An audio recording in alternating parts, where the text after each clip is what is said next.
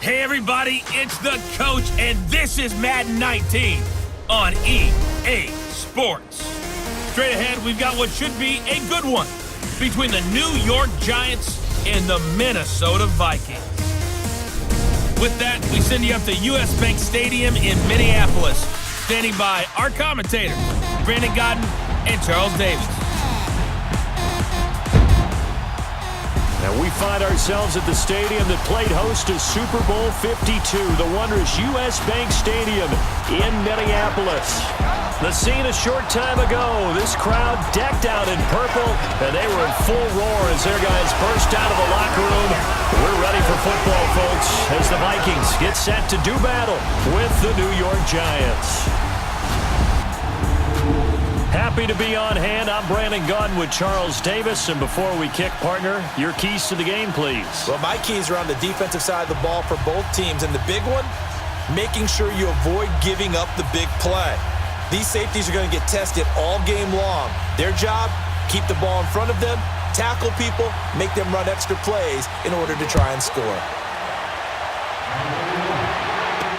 That's fielded in the end zone. And he'll elect not to return this one, so they'll bring it out to the 25 on the touchback. A look at Kirk Cousins before he takes the first snap for the Vikings. And safe to say that this past year, not what they were predicting in Minnesota. They went out, they get Kirk Cousins that rich contract, thinking that he would be the piece to put him over the top, but that wasn't the case. I think we've learned in the NFL, there is no one piece that puts a team over the top. But when it's a quarterback, you like to believe it. His numbers weren't bad. He threw 30 touchdown passes, just 10 interceptions, almost 4,300 yards total. The problem? The interceptions came at inopportune times, too many fumbles in the pocket, and an offensive line that needs some work up front in protecting him.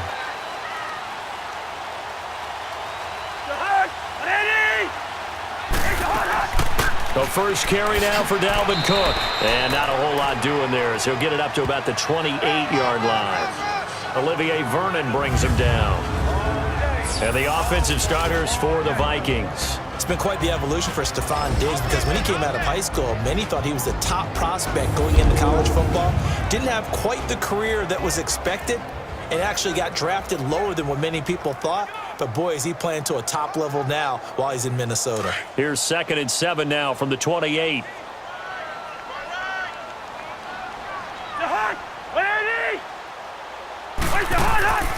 On 2nd down, Cook. 8 yards on the pickup there, and it moves the sticks. And there we see an early burst that makes him one of the leading rushers in the league. Well, I want you to know, I listened to you yesterday when we were watching film. You said write down the word vision for him. It was on display there, wasn't it? It certainly was, because he allows the blocks to set up in front of him. And if that continues, there'll be a long afternoon for those guys trying to play some defense. Following the good run by Cook, here's another 1st and 10.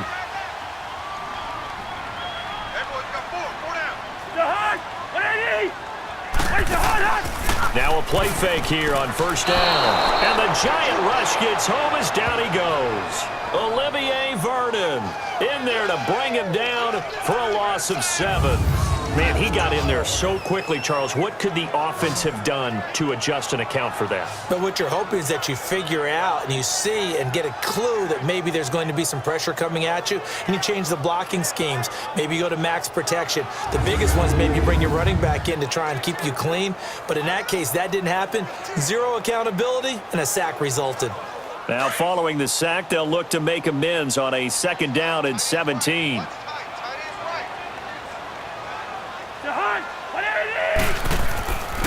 A give. This is Cook. And able to stay on his feet past the 30 to about the 33-yard line. They'll get 4 back there on the run, but now they're looking up at a 3rd and 12 situation. Partner, your thoughts on this D-line? I love a unit that can control the run and get after the passer. This is an all-around terrific defensive front.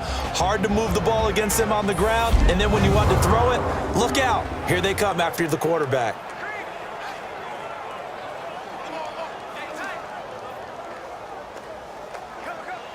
And 5 in the secondary now for the Giants on 3rd down.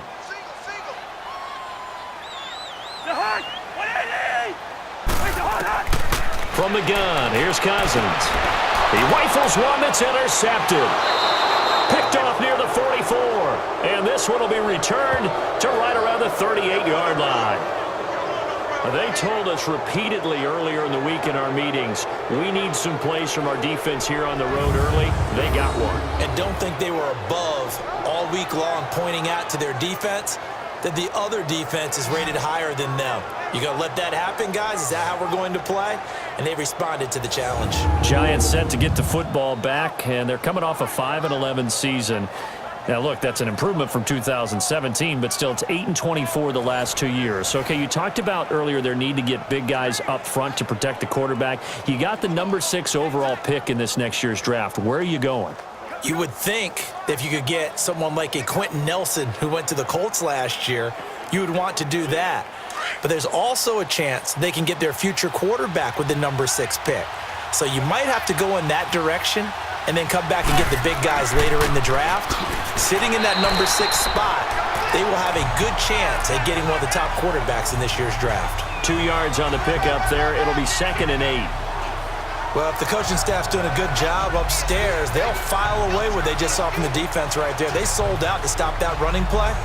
I'd say keep that in mind. They want to try that again. Go play action, hit them over the top.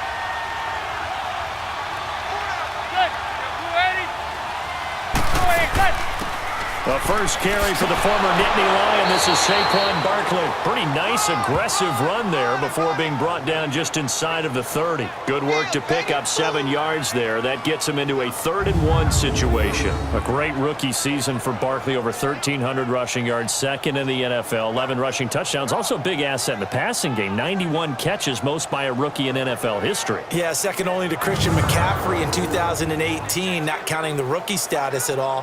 How about 2,028 yards from scrimmage, which led the NFL, 15 total touchdowns. He ended up breaking 94 tackles. A lot of people said he didn't run inside. Oh, he did, and he broke those tackles and made plays downfield. And don't forget this about this guy. Those numbers would normally win Rookie of the Year going away. He'll be in a real battle with Baker Mayfield from Cleveland for that honor. A pickup of 5 that time and a first down. If you make the stop there, maybe you hold them to 3 on this opening drive. They didn't get the stop. Yeah, new set of downs now. Now you're worried about, just as you pointed out, not just giving up 3, possibly giving up 6. Let's see what they decide to do here because they've got to change up what they have been doing. It hasn't been working.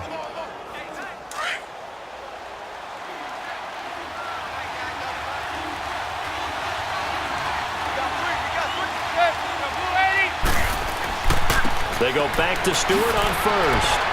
He's able to work free for about 6 down to the 18. Looks like they're establishing a pretty good pattern here because they've been very heavy in the running game on the last 4 plays. Yeah, you took the words right out of my mouth. So far, 4 plays in this drive, all 4 on the ground.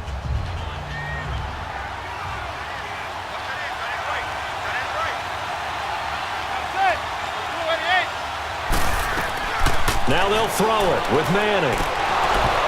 And incomplete there. A nice hit. Jars the ball free and brings up 3rd down.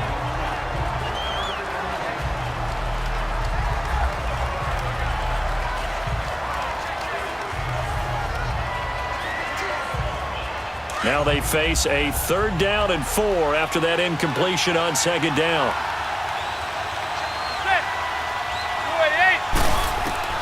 From the gun, it's Manning. Oh, he almost picked it. Nearly a turnover there on their opening drive. And that's a throw he'd like to have back. Now 4th down. It's a great job by this secondary. When I watch them, they remind me of elite defenders on a basketball court, right? They want to contest each and every pass. Great contest on 3rd down to bring up 4th.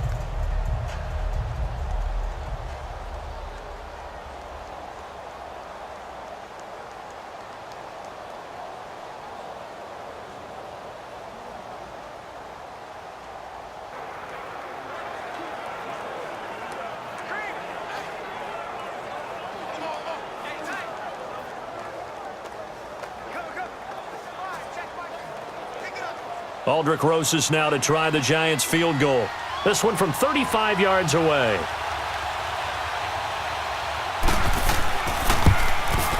And the kick by Rosas is good. And the Giants are off now to a 3-0 lead. So that's a 7-play drive that ultimately stalls out there at the end. And things were a little leaky in the beginning on that drive, weren't they? But how about the front 7? As they got closer to their goal line, things stiffened a little bit and forced the field goal.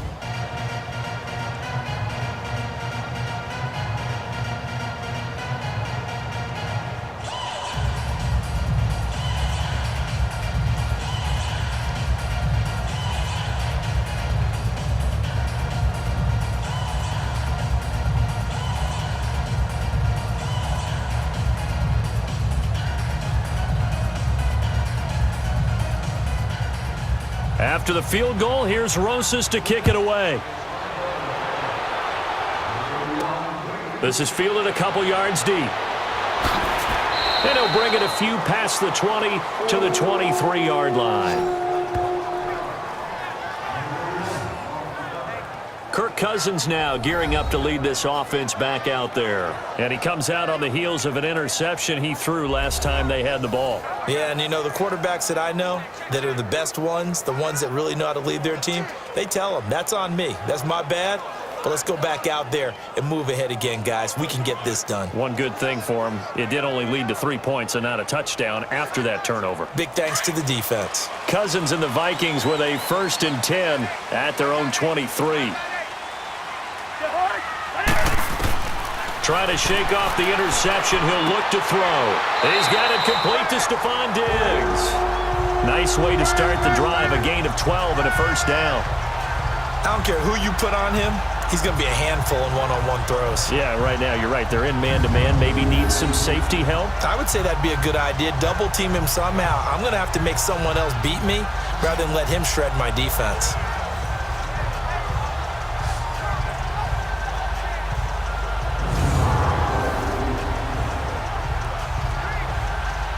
Ball up to the 35 now as they come up on 1st and 10. They go play action here on 1st down. He's going to float this, and that's caught inside the 30. Touchdown, Vikings. Aldrick Robinson, 65 yards. And the Vikings have taken a first-quarter lead. And he showcased his blazing speed on that one. Was he wearing football cleats or track slides? Because he was gone. Big-time play, and just think about what that does if you're a receiver on the team with him. Well, that's got to open things up for you as well, because if I'm a defense, I've got to get back deeper and deeper in order to keep him in front. But I'm not sure how many can actually keep him in front with that speed.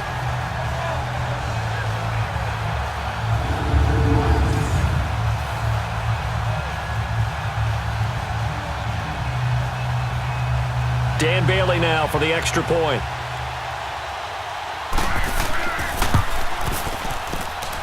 Bailey got the extra point, and that makes it a 7-3 lead.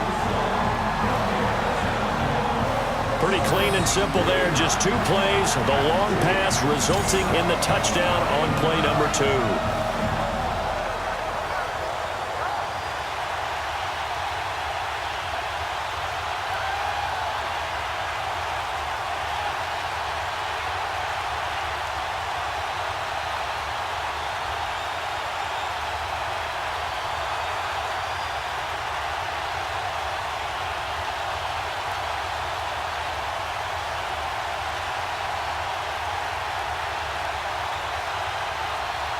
Bailey now to kick this one away.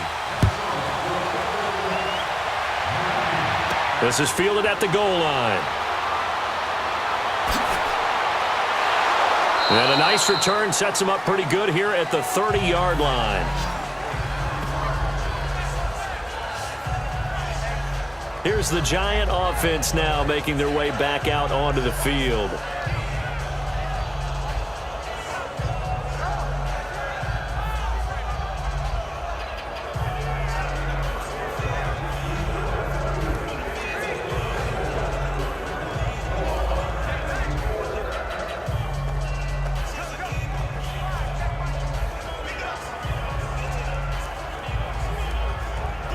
Manning and the Giants come up now 1st and 10 right at the 30.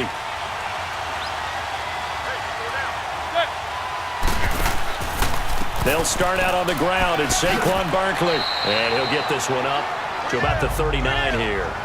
A nice run there, 9 yards, and it'll be second down. A nice run here early on. It doesn't take a great play caller to realize you want to establish a guy of his caliber with runs like this early because they'll pay dividends as the game progresses.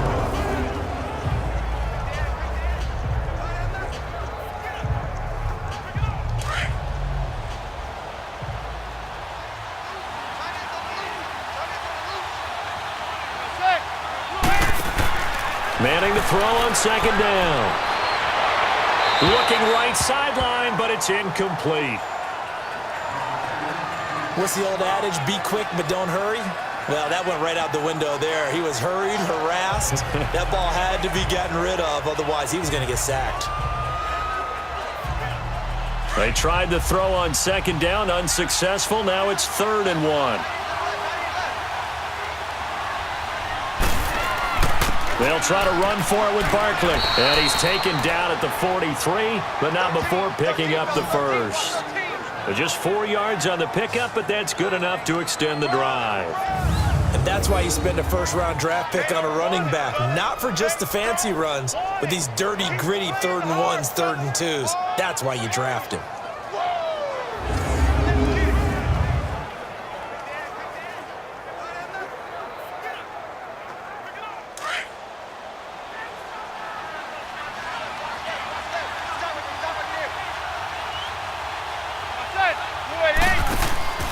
They keep it with Barkley on first down. And he'll take this one across the 45 up to about the 46-yard line. Tackle made by Emerson Griffin. What's the old expression, 3 yards in a cloud of dust? In this case, it's dust-covered pellets. It's no longer that old grass that we used to play on, right, and chew it up. Now we've got that artificial surface. You see the pellets go up. Still a nice play by the defense. On second down, here's Barkley. And he works his way forward for about 4 up to the midfield stripe. When you find that kind of yardage, you couldn't be more confident as a ball carrier. And guess what? You're going to go back and tell your offensive coordinator, I'd like to keep carrying it, thank you. The Giants on 3rd down. They've been okay, 2 for 3 thus far. Here it's 3rd and 3.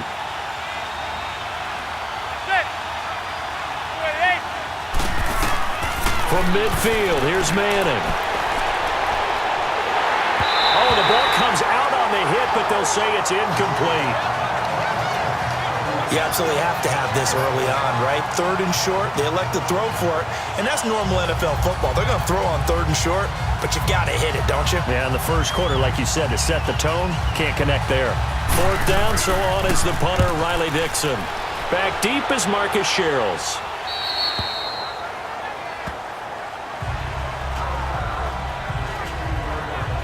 For the Minnesota Vikings, earlier you and I were breaking down Kirk Cousins' season and the disappointment there, but they go from 13-3 to 8-7-1, and this was a team that many thought off that 13-3 season were Super Bowl contenders. What happened? I think they struggled with Kirk Cousins meshing in as their new starting quarterback. Their offensive line had its share of troubles up front. Couldn't keep Dalvin Cook healthy as their lead runner. But the defense, even though the numbers were good at the end of the year, they struggled throughout as well. They had some games where they gave up some big plays. Remember the Rams game earlier in the season? The Packers game that was a tie, I think the second game of the year. So all in all, they could just never get that consistency and cohesiveness that they had in 2018. But it's a team that's not very far away. They can bounce right back into the playoffs in this upcoming year. The drive starting with a first down, 11 yards on that pickup. That was good, tough running right up the middle. And if the defense can't penetrate and make him slow his pace or change direction, that's often the end result.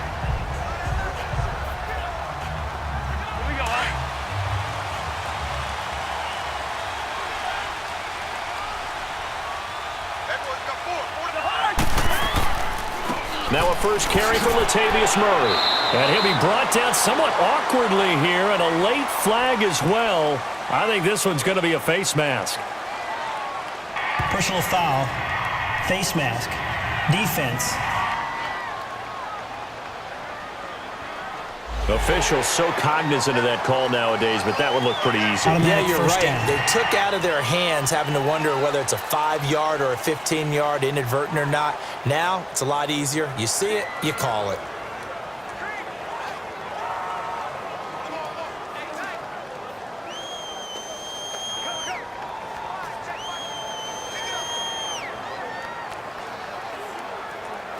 So the yellow flag came out, and that leads to a new set of downs for this offense. 1st and 10.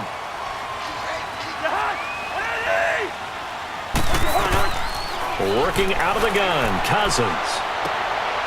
Left side caught by Diggs. And the spin looked pretty, but more for style points as the real estate evaporated quickly there.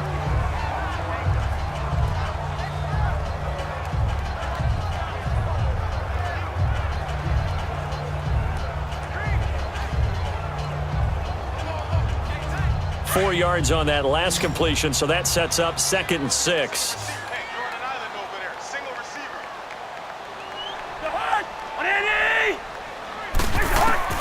From the shotgun, it's Cousins. And the hit jarred it loose. It's incomplete.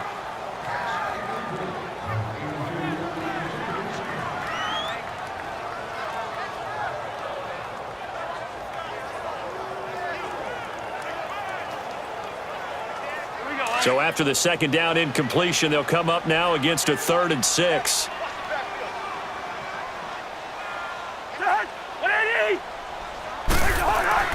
Throwing, Cousins.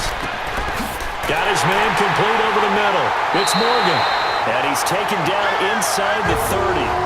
First time these two have hooked up this afternoon, and it's a 1st down. As far as tight ends go, this guy's not a speed burner. He's much more of an inline blocking type of a tight end. But how about this last play? Made a nice catch and picked up a 1st down. That's what impresses me about him. When he's called upon, usually gets it done.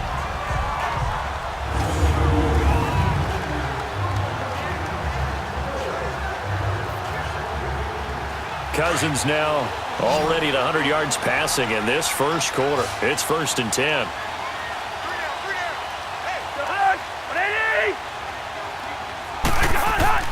They'll throw again. Cousins. Throw left side complete. That's Morgan. And he's brought down, but not before he reaches the 8-yard line. A good pickup there at 22.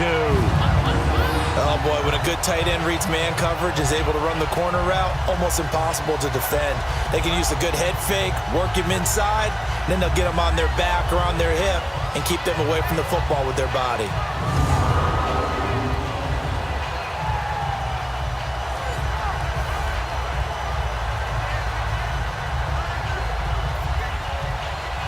Two big plays in succession. Not sure this D knows what hit him, but now they got to get ready. It's 1st and goal.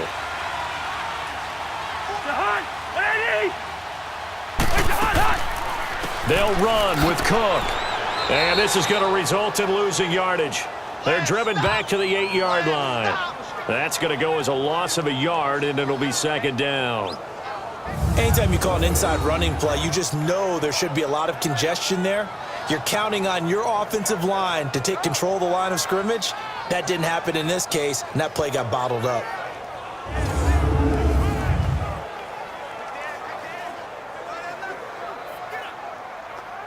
It's 2nd and goal, back to the 8-yard line now.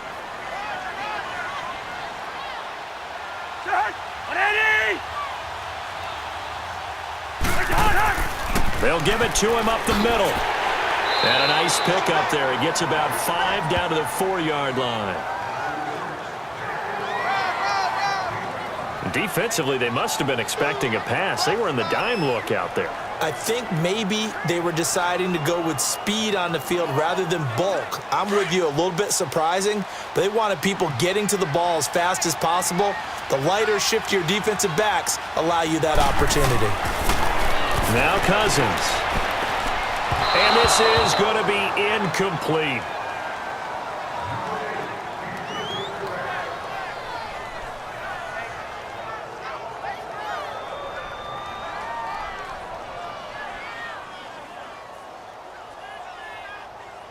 Dan Bailey now for the field goal try. From the right hash, and this one just a chippy.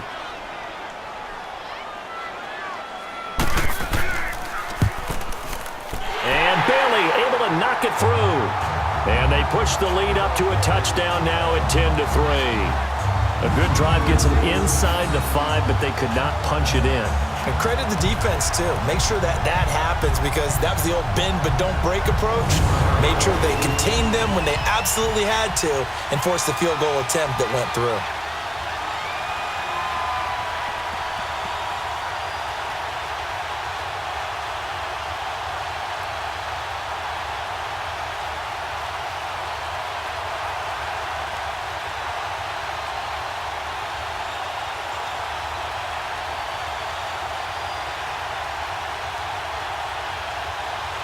Now, after the field goal, Bailey will kick it away.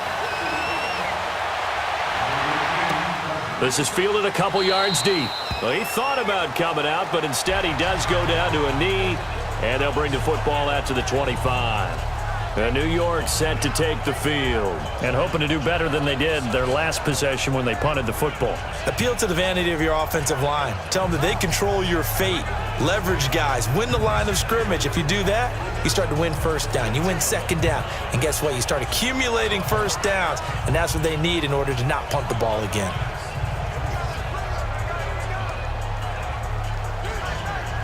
Manning and the Giants come up now 1st and 10 at their 25-yard line. They begin with a run by Barkley. And not a whole lot doing there as he'll get it up to about the 28-yard line. Tackle made by Eric Kendricks. Not much happening there on first down. I thought there might have been a hole for a split second. Yeah, but it dried up pretty quickly, didn't it? Closed fast. Here's 2nd and 7 now from the 28.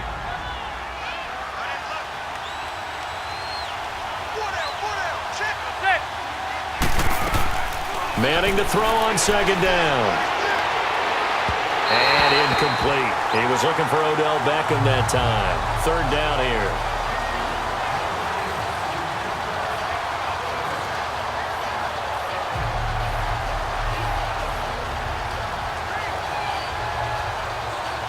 The Giants on 3rd down. They've hit 2 for 4 thus far. This is 3rd and 7. Working from the gun, Manning. And that is incomplete. As my dad used to tell me all the time, when you're getting ready to play a big-time game, especially when you have one going into a dome setting, better strap it up tight, because that crowd can really affect things. Especially on 3rd downs like the one we just saw there with the incompletion. Here's Riley Dixon now as he'll punt it away for the 2nd time. Just a yard return there after a punt of 49. And the Vikings will take over here 1st and 10. And out now come the Vikings. And they had 3 points last time, but they didn't want 3 points because they were well within range of scoring a touchdown. We'll see if they can do better now. I'm with you on that one. Let's just go ahead and be frank about the whole thing. The only one happy about the 3-point? The kicker. Exactly. He put it through the post. That's going to help him at contract time. But that offense, they're thinking, let's get in the end zone this time. I don't know if that helped him at contract time. You could have kicked that one through. I don't know about that. Toe bash. I don't know about toe that. Bashed it. Super toe. On 1st and 10, Cousins over the middle here to Rudolph. And they'll bring him down at the 27-yard line. The completion good for 3, and it's 2nd down. I think defensively you're okay with that. You're in the first quarter. He's going to get some catches, but they rallied to him quickly. And that's what you count on, and I like what you just said. First quarter, can you do it all game long? They catch it, you tackle them, they go down on the spot. Because when you're able to do that and you don't give up big chunks of yardage after the catch, now you put the offense in a position where every series they have to work hard to pick up first downs, and you tend to stall them out when you do that. That first down completion only netted him 3. 2nd and 7.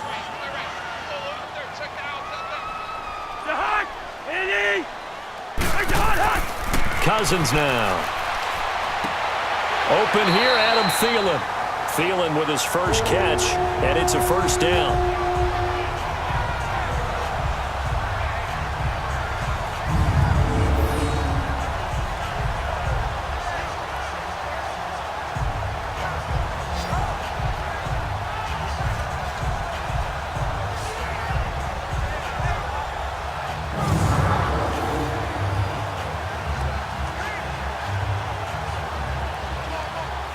Cousins now 7 of 10 here in this first half, and he's got a 1st and 10.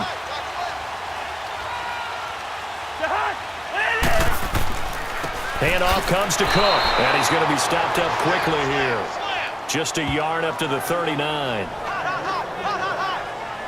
Typically, we think it's the strong safeties that are better tacklers, especially closer to the line of scrimmage amidst traffic. But in this case, how about the free safety coming up and making the big-time play?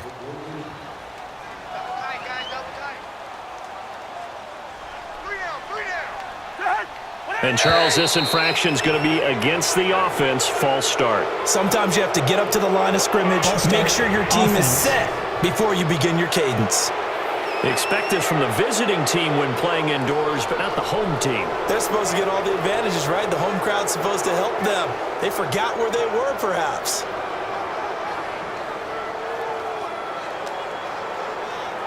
And that false start penalty certainly not helping their cause here. 2nd down and long.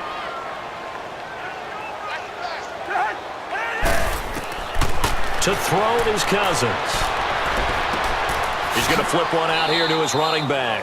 And he'll be brought down shy of the 40 at the 38-yard line. A gain of 4 on the play, and it'll be 3rd and 10. Cool under pressure right there, escaping the pocket and finding what I think was not his primary target. And some of these guys are just so comfortable getting outside of the pocket that they'll do it on purpose. It doesn't even need to be a breakdown. They move, and they know it affects the defense, because a lot of times you get lost in coverage in the secondary, and I think you're exactly right. Wasn't his primary target. Found a secondary guy who sprang open, probably because of his movement out of the pocket. That's incomplete, but there is a flag down, so hang on. A big call coming on 3rd down. Holding, offense. So instead of giving them another 3rd down, they'll decline it, brings up 4. Now that's smart football right there. You don't even have to really spend a lot of time considering it. Just know that you're probably going to get the ball back. Good job declining that penalty. On now to kick it away is the punter, Matt Weil.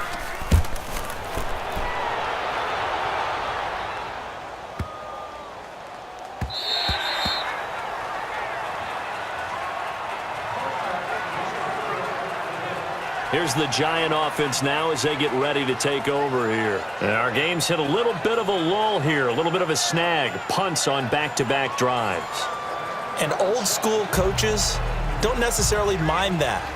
Didn't turn it over, right? Didn't create a big play for the other team. Right now what you're looking for is, can you gain an advantage in field position? And that's what both teams are seeking right now. Yeah, they'll be seeking to gain that advantage here on this drive. Manning and the Giants come up now 1st and 10 at the 20. They'll run it now out of the gun. A beautiful spin and room to run.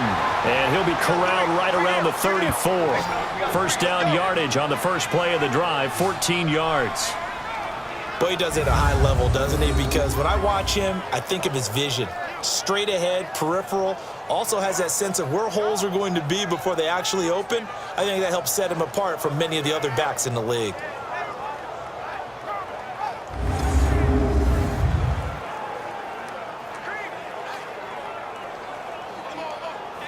From the 34 now, here's 1st and 10.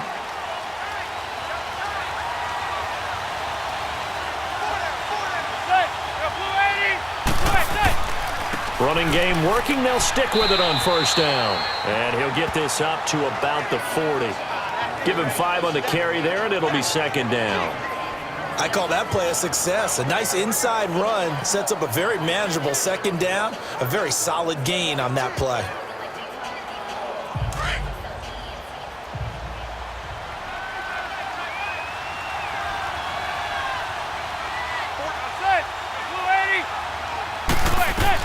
On 2nd down, here's Manning. Throw left side, complete to Ingram. And getting this just shy of midfield, they'll spot it at the 49. Give him 10 yards on that one, and that'll earn him a fresh set of downs. So finally completes his first pass. Credit the defense, though. They've been showing him some different looks, keeping him off balance. Yeah, I like the observation that you had there, because when you give him different looks and give any quarterback different looks, it takes just a little bit longer to process sometimes, and you don't throw the ball with the same confidence. You're not sure that that's where you should go with the football, and that's worked for the defense early in this game, and now he's got his first completion. Let's see if his confidence comes back, and he starts to get into a nice little groove. A first down carry for Barkley, and he's got it across the midfield stripe and into Viking territory. 3 yards on the pickup there, and it'll be second down. Well, so many times we look at a short run and we praise the offense for trying to set the tempo and establish things, but the defensive guys, hey, they just won the battle there. It wasn't a big run given up. They don't always have to absorb the body blows. Sometimes they dish them out themselves.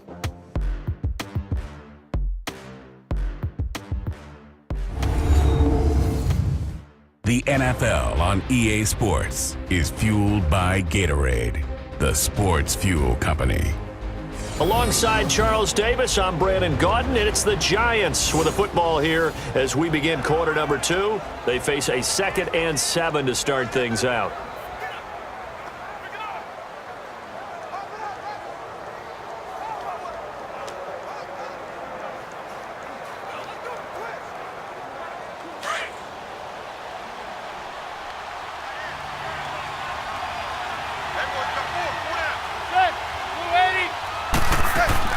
Now a play fake.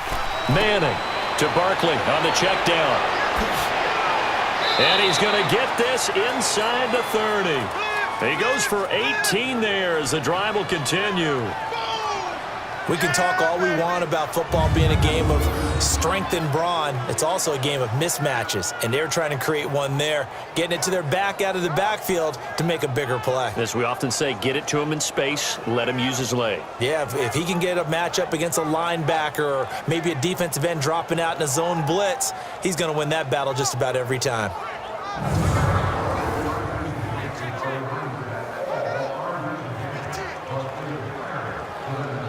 This offense finding its legs now. Here's another 1st and 10.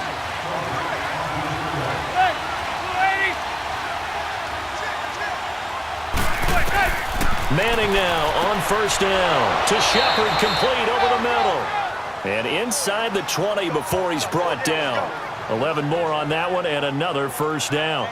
This drive, it's been a good mix. 3 passing plays, 3 runs, hitting on all 3 of those passes, and the last one putting him in the red zone. So wouldn't you think play action right here? Because you've got the ability and had the ability to run it and throw it. Go play action and take your shot at the end zone.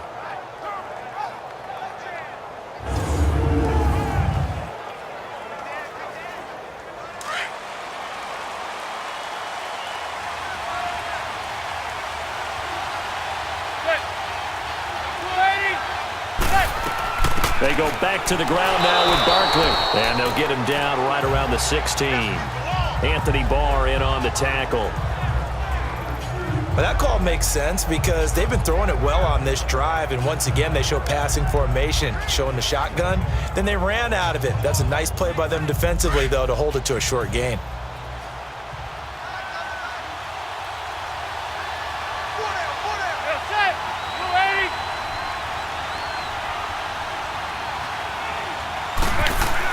They stay on the ground. This time it's Stewart.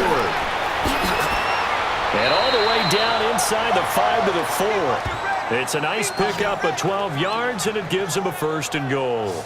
Some big plays in the passing game on this drive, and here's one out of the running game. So the passing game loosening things up. Now there's room to roam.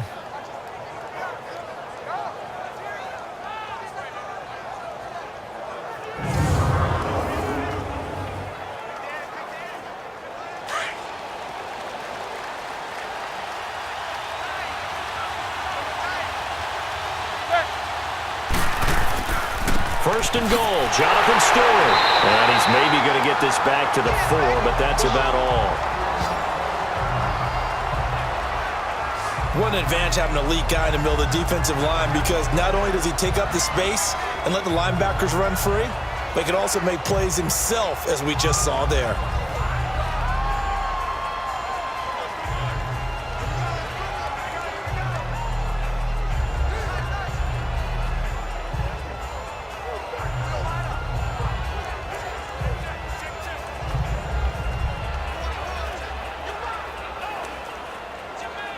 Line of scrimmage, again the 4-yard line. 2nd and goal. They come out 5 wide, 3 of them to the right side. Now Manning throwing on second down. And that's off the mark, incomplete. Trey Waynes, the Michigan State man, right there in coverage. All defenders get tired of hearing about their lack of hands and why they're playing defense instead of offense. But in this situation, it was the hands that made the play. Batting the ball away on an attempted touchdown pass. Excellent job. Way to knock it down. They've been denied touchdowns in the red zone twice already. Here comes 3rd and goal.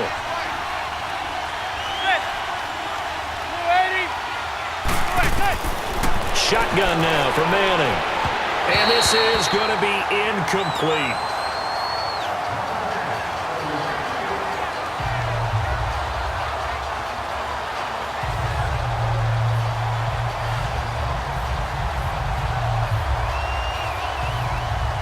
So out comes a field goal team now for the second time here today. From the right hash here, should be an easy one. And Rosas puts this one through. And high fives for that one as that drive ends in 3.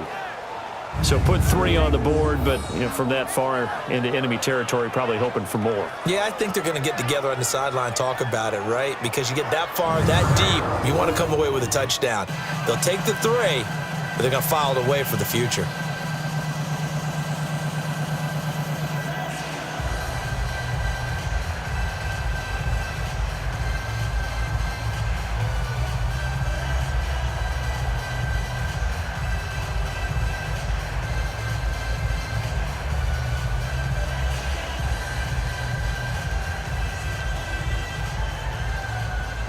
After the field goal, here's Rosas to kick it away. That'll be taken in the end zone. And no run back here. This will be a touchback, and it comes out to the 25-yard line. The Vikings offense now heading out to take over. They're out in front. Last time they had to punt it away. We'll see if they can add to their lead now. They don't want to go out and punt it away again. This team now wants to get a cushion, put people away. They want to run their offense and have it end up in the end zone.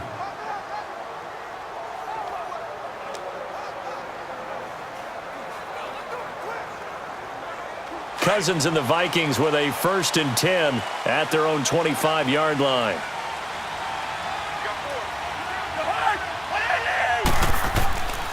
Here's Cook as they begin on the ground. And he's able to plow forward up to about the 29, just shy of the 30. Alec Ogletree in on the stop.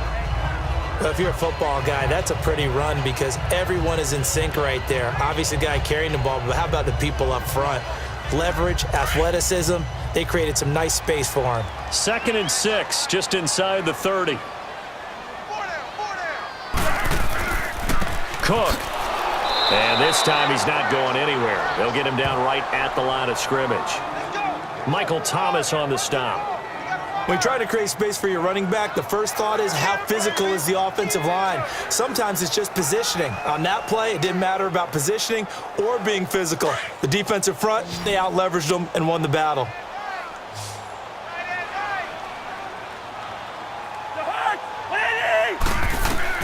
On 3rd down, Cousins. And Robinson with a big catch. And a big 32-yard play on 3rd. You know I'm going to lean towards the defender, right? You know I'm going to do that. I know. That's a tough situation for him as I see it. But the truth of the matter is, that ball was not streaking towards him. Had a little arc on it. He's got to find a way to get his head around and make the play on the football.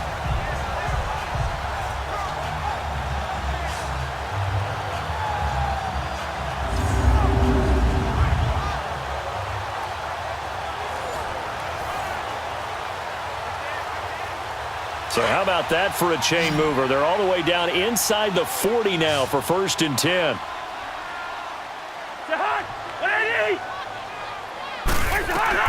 A 1st down throw for Cousins. He'll find Thielen working the middle. And he works it to the 30-yard line here, right at the 30. Give him 9 there on the 1st down completion. Nothing fancy on 1st down, but a very consistent type of a play. Hit that slant. A lot of people call it an extension of the running game, and it can be if that pass is completed, because you hit a guy on the run like that, he often can go for big yardage. Sets him up nicely for second down, staying ahead of schedule. A 10th carry in the game for Kirk. And he'll go down here right around the 23-yard line. It's a pickup of 6 and good enough to move the chains. Yeah, once more, strong running, excellent blocking at the point of attack. They've got a nice little drive brewing right here.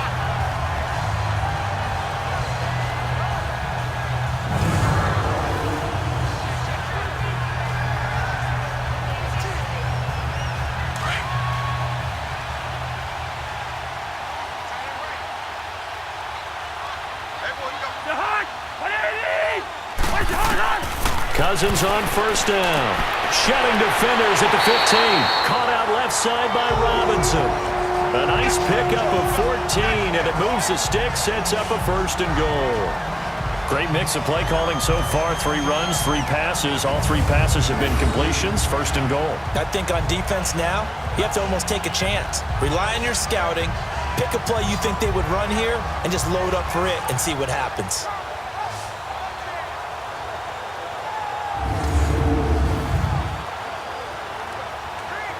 Cousins now closing in on a 200-yard first half through the air. It's 1st and 10.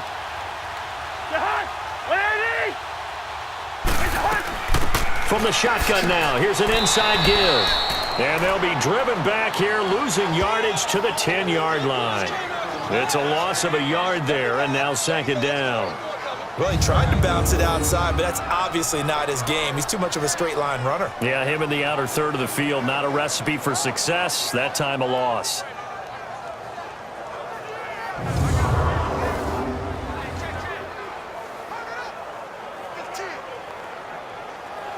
Moved back to the 10. They'll try on 2nd and goal here.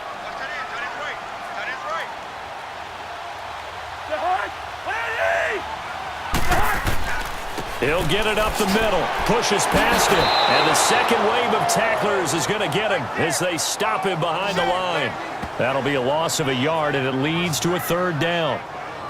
And that's what can happen with these big running backs. Sometimes you get them slowed up. It's tough for them to get going again. You know, it's more of a boom, boom type of a runner. Got cleared past one, but then everybody else rallied.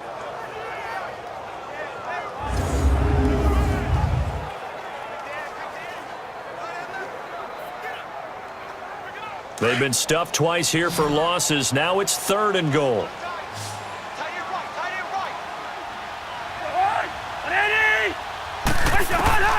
From the gun, here's Cousins. And it'll be intercepted. Picked off by Janoris Jenkins. Brandon, this is why golfers do their best to never count a score in their head before the ball goes in the cup. This looked like a slam dunk for points on this drive, didn't it? Instead, they throw an interception, and they're going to come away empty.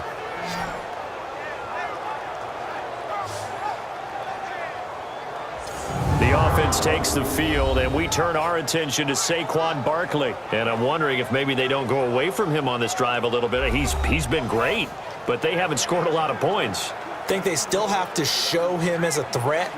Make sure he touches it a few times, but as you pointed out, use him as a decoy a little bit and get the ball in the hands of some other people in order to put more points on the board. But he's done a really nice job of establishing them with his running. Yeah, he's established himself well. Now can they put more points up? Manning and the Giants come up now 1st and 10 at their own 20-yard line. They'll run it now out of the gun. 5 yards is the tally on 1st down. That brings up 2nd and 5. Partner, I think from our experience together, we have learned that most offensive coordinators are going to tell you, if I'm going to run the football on 1st down, I've got to get at least 4 yards. They got 5 here. They've got to feel pretty good about that one. Here's a 2nd and 5 now from the 25.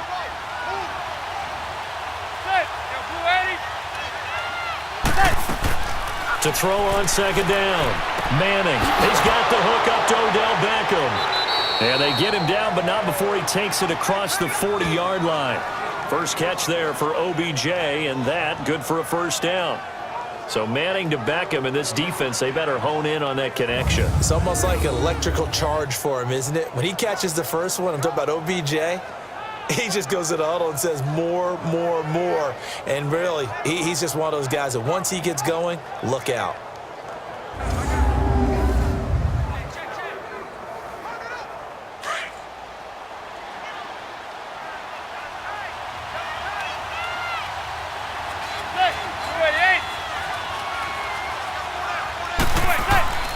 Now Stewart on first down. And he will be brought down at about the 43 that time.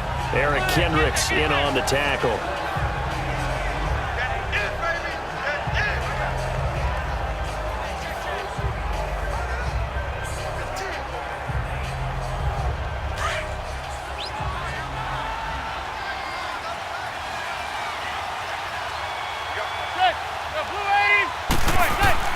On play action, now Manning.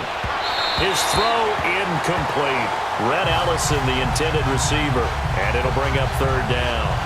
I would say it'd probably be a good idea for him to reintroduce himself to his receivers at the half because they're definitely on different wavelengths.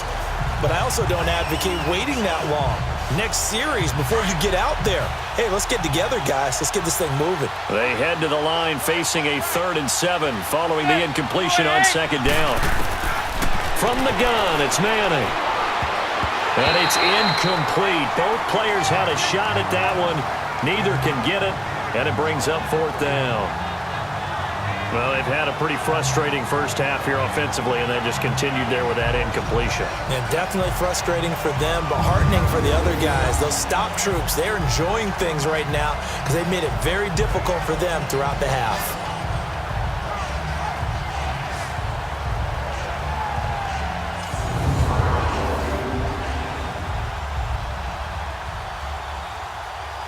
Here's Riley Dixon now as he's on to punt for New York.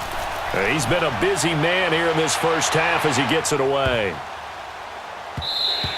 And that'll hit at the 5 and go into the end zone for a touchback. Latavius Murray getting set to go again. He's only had a couple of carries. I mean, when you've got a horse like this, second quarter, got to start to ride that horse a little more, don't you? You can't just neglect him. He's got to touch it, and often, in order to get maximum out of him. Typically, these types of backs, it's the accumulation of carries, and that's when you see the damage as the game goes on. Yeah, let's see. They're going to try to get him into the flow, we would assume, here. Cousins and the Vikings with a 1st and 10 at the 20.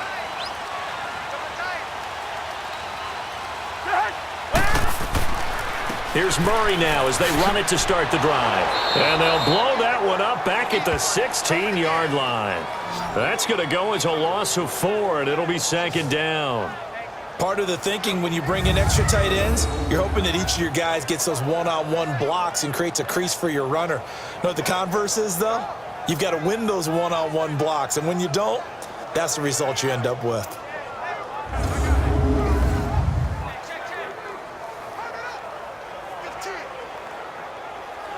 Well, the first play of the drive lost 4. Now they'll look to move it forward here on 2nd and 14. Back to the ground, this time Cook. And a short gain across the 15 to the 17-yard line. He'll get 2 yards back, but it's going to leave him with a long 3rd and 13.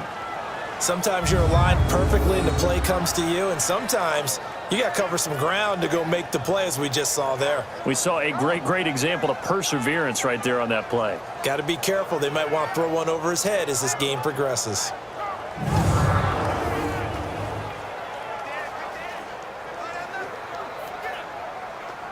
The Vikings on 3rd down. They've converted just 2 for 6 thus far. This is going to be 3rd and 13. Working out of the gun, Cousins over the middle into traffic, and that's complete. They pick up 10, but it'll still lead to a 4th down.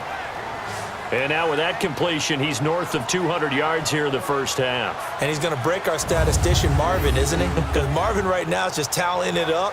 Hope his hand doesn't hurt too much doing this or keeps hitting the calculator. But my goodness, what a start he is off to. By the end of this game, he could have monster numbers. He just wants to continue to be accurate. Here's Matt Weil now as he'll kick it away for the 2nd time. He gets this one away, and boy, it's another boomer. This is taken around the 12. Good blocking there, nearly sprung him. As it is, it'll go as a 19-yard return. And it'll be Giant football, 1st and 10. The offense takes the field, and we turn our attention to Saquon Barkley. And the ground game's been good, but they're losing here in the second quarter. Can they use that ground game maybe to work the air attack a little bit more? I think so, because now you can throw play action off of being able to run the ball effectively. And oftentimes you might want to just swing your back out of the backfield, get the ball in his hands in open space, and just don't get totally away from running it, because some of these runs now, they may pop bigger as the game goes along. Yeah, they've been good with a run so far.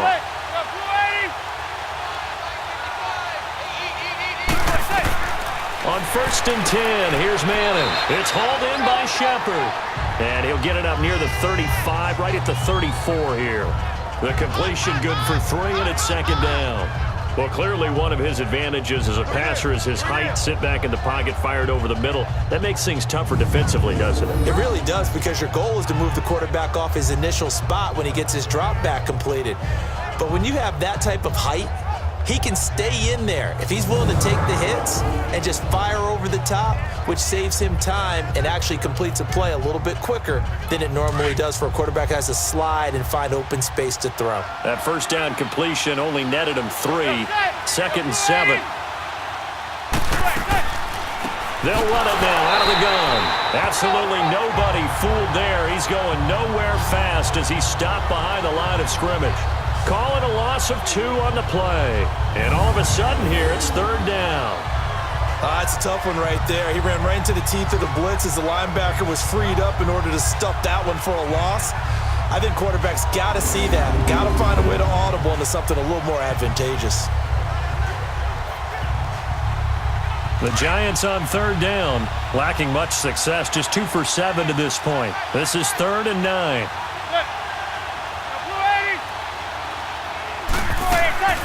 Operating from the gun, Manning. And that is incomplete. It's a tried-and-true formula, and I don't think it'll change for as long as we play football. If someone's trying to throw the ball and you can put pressure on them and make it tough, that's only going to help your defense. Yeah, he's since being hurried. He got rid of it before taking the hit, but incomplete. Here's Riley Dixon now, as he'll punt it away for the 4th time today. That'll be a 48-yard punt, 1 yard on the return. And out will come the offense as they take over. Now the Minnesota offense set to take over again. They've got the lead. Last time had to punt it, though. What's the key to this drive? I think it's leverage. Leverage. Big guys up front. You know the motivational speech on the sideline is, guys, give us an opportunity. Protect the passer, create space for our runners, and let's go ahead and get these guys. Low man wins. Let's go do it on this drive. We'll watch that leverage on this drive. Cousins and the Vikings with a 1st and 10 at their own 19-yard line. 1st down. Here's Cousins. Now he'll dump it underneath to his running back, complete. And they'll bring him down here up at about the 22-yard line. It'll be a 3-yard gain, and it'll make it a 2nd down. I know most of the time when the ball's in the air, you're thinking wide receiver, tight end, but running backs, they can be a big part of any passing offense nowadays.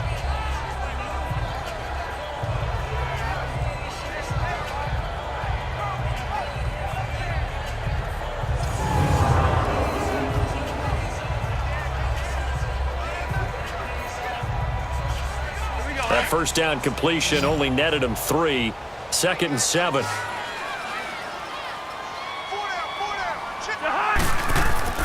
Cousins. And he can't get away from the pressure. The Giants get there. Brandon, if I'm an offensive coordinator and I see an all-out rush like that, I file it away because I'm going to use their aggressiveness against them as this game goes on. I'm going to hit them with a screen soon.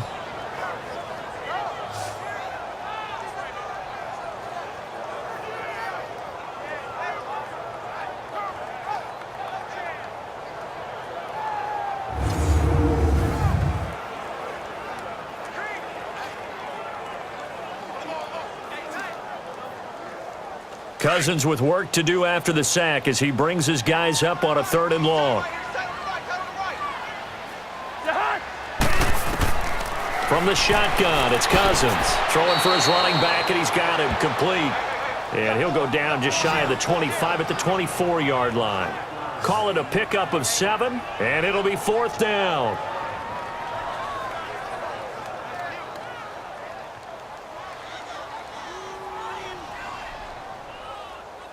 Here's Matt Weil now as he's on to punt for Minnesota.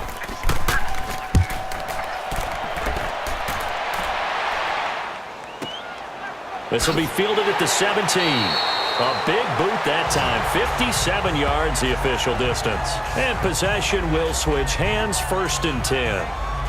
Here now, time to discuss Odell Beckham Jr. They've got to be thinking, how can we get him a little bit more involved here? Second quarter, you're down, and really, he's been out of the mix. I would agree with that, and oftentimes you hear, well, we're just taking what the defense is giving us. But sometimes that's just not good enough. Sometimes you have to take what you want, and that means getting him the football. Yeah, so far just a single catch in this game. Manning and the Giants come up now 1st and 10 at their own 23.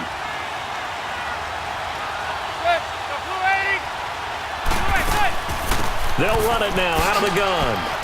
And he'll take it ahead to the 28-yard line.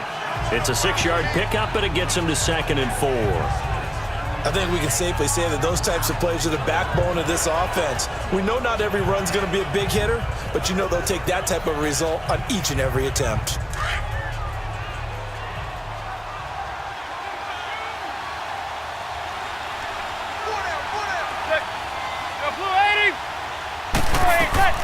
They'll run it now out of the gun.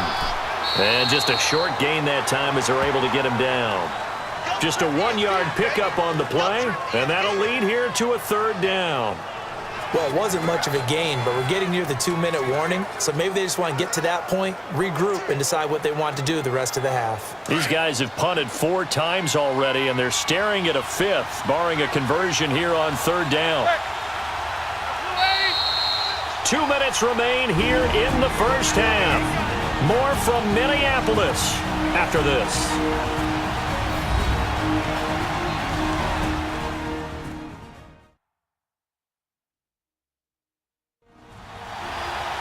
A reminder that when halftime rolls around, Jonathan Coachman will have all the highlights and analysis of this first half of play from our studios in Orlando.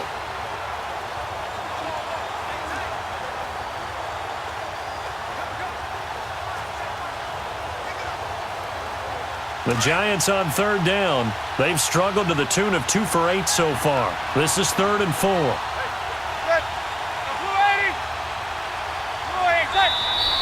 Now whistles here and a flag down. I think a Giant jumped early. False start, offense.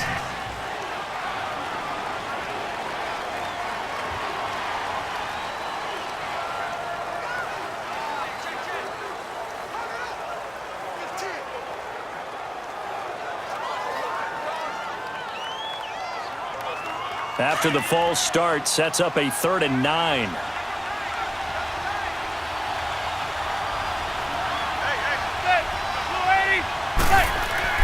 To throw is Manning. It's a short one here, complete to his tight end. And they get him down, but not before he takes it across the 40-yard line. He's got his first catch here before halftime, and it goes for a 1st down. Manning now on 1st down. Looking right sideline, that's complete. And out of bounds on the other side of midfield at the 45. Back-to-back nice gains. That one for 14 yards and another 1st. When this offense can get their tight ends involved, they can move the football. Here, a nice route, able to look it in, and picks up the 1st down.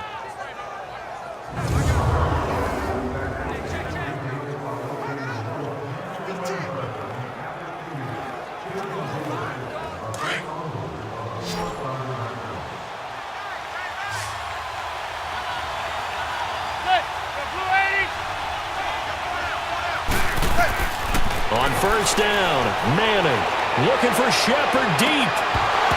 He couldn't quite hold it. Got hit. Ball pops out, incomplete. And you just know when that play call came in, their eyes lit up, because anytime you get a chance to take a big shot downfield, that's a lot of fun, and they missed an opportunity. So now 2nd and 10 after the incompletion on first down.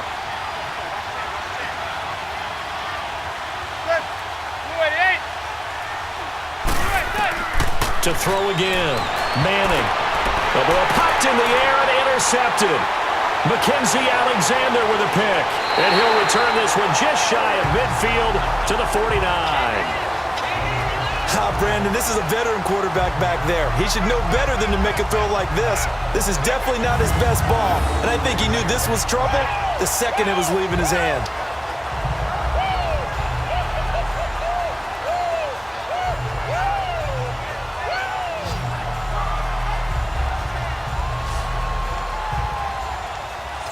You see Dalvin Cook and the offense heading back out. He's over 40 yards here in the second quarter. Been nice and effective for them, hasn't he? He has definitely been dependable and really shouldn't underestimate what he's getting done here, because anytime you're on a pace that's going to approach 100 yards, you've really done some damage in an NFL game. And now he's looking just to add to his totals.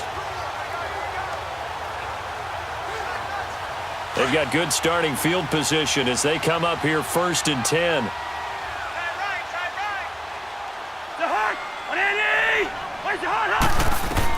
Following the interception, Cousins. And this one hauled in by Rudolph. And they'll get him down as he's inside the 40.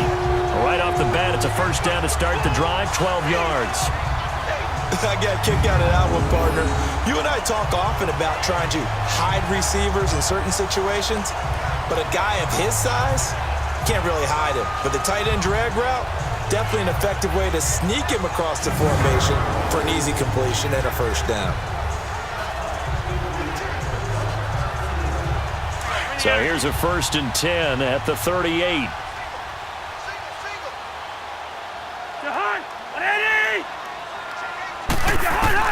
On 1st and 10, Cousins.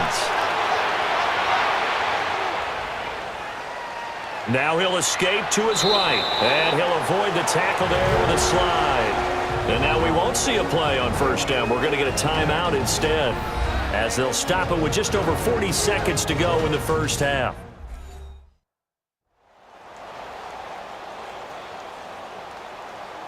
So the offense takes the timeout, and they are back out and ready to rock.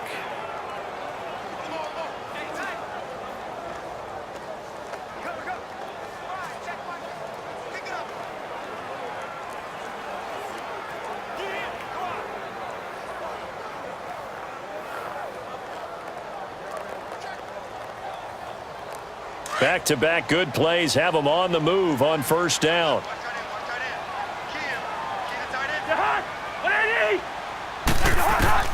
Cousins now to throw on first down. Now he'll dump it underneath to his running back, complete. And they'll get this down to the 10. Now hold everything here. We're going to get a timeout by the offense, as they stop it here with just under 40 ticks to go in this first half.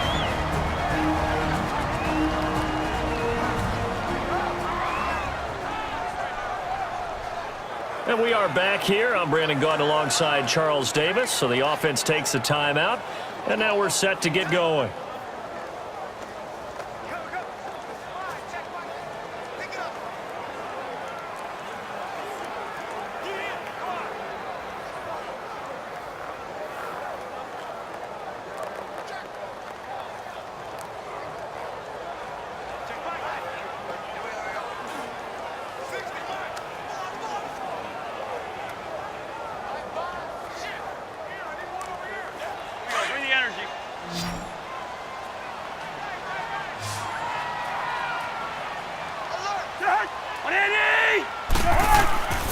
Cousins to throw it. And his throw is incomplete. He was looking for his tight end there, Kyle Rudolph. And it's second down.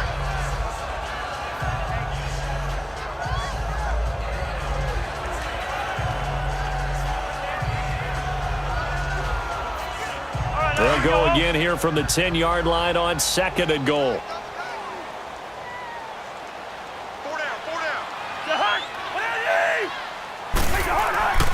Cousins now. This will be caught just inside the 10. And he's going to be brought down just shy of the 5 at the 6. That time the completion goes for 4 yards, and we're set up with a 3rd and goal. I always laugh when people say, what's the toughest route to defend? And I'm like, any of them, especially if it's a good receiver.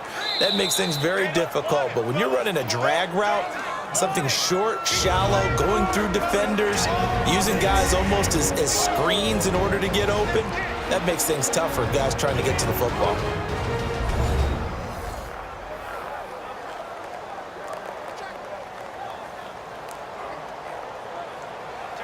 So the offense took the timeout. Looks like they're ready to go as we get set to resume the action.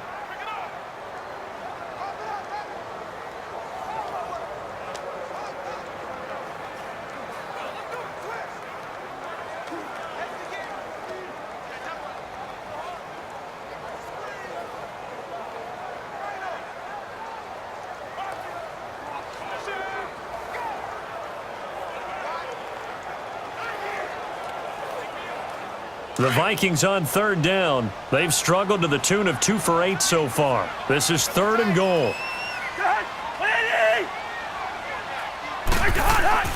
Again, it's Cousins. He's got his man. It's taken in for a Viking touchdown. As his guys are in for 6.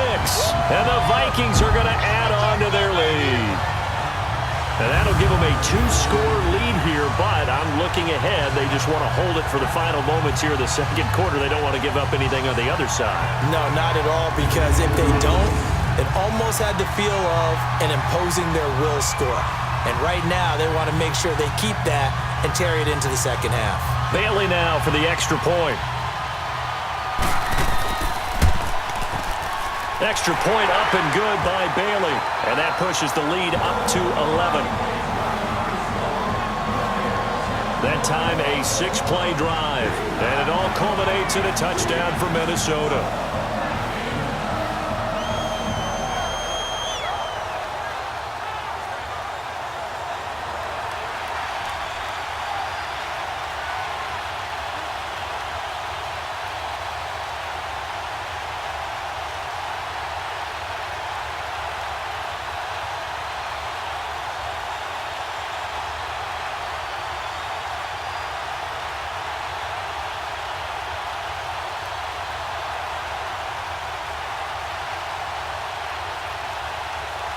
Bailey now to kick this one away. This is fielded at the goal line. Solid return, pretty good field position. They'll start at the 32-yard line.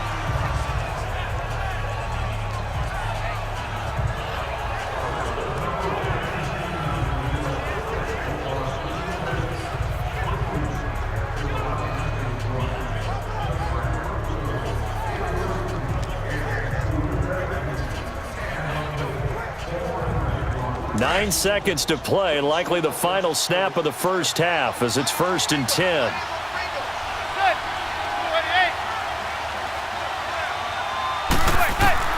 Trying to shake off the interception from the last drive. He'll look to throw.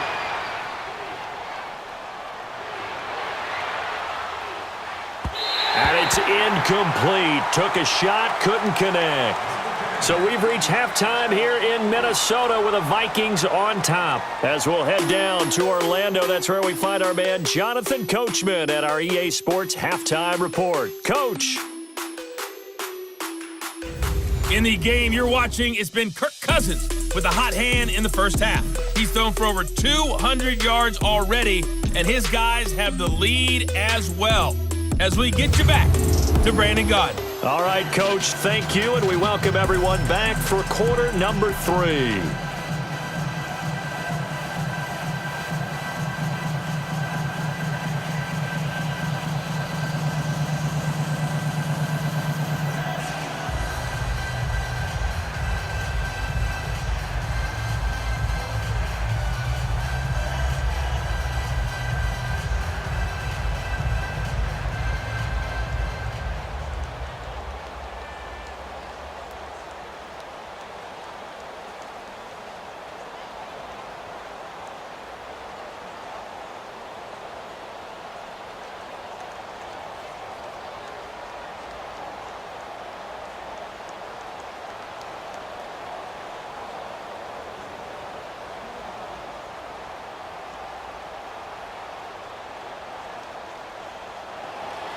Both teams appear ready for the fight ahead, and we resume action here in quarter number 3.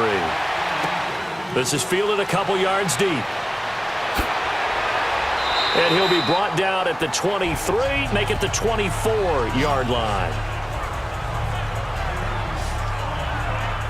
The Giants offense now gets ready to head back onto the field. They have the ball here for the inaugural drive of the second half.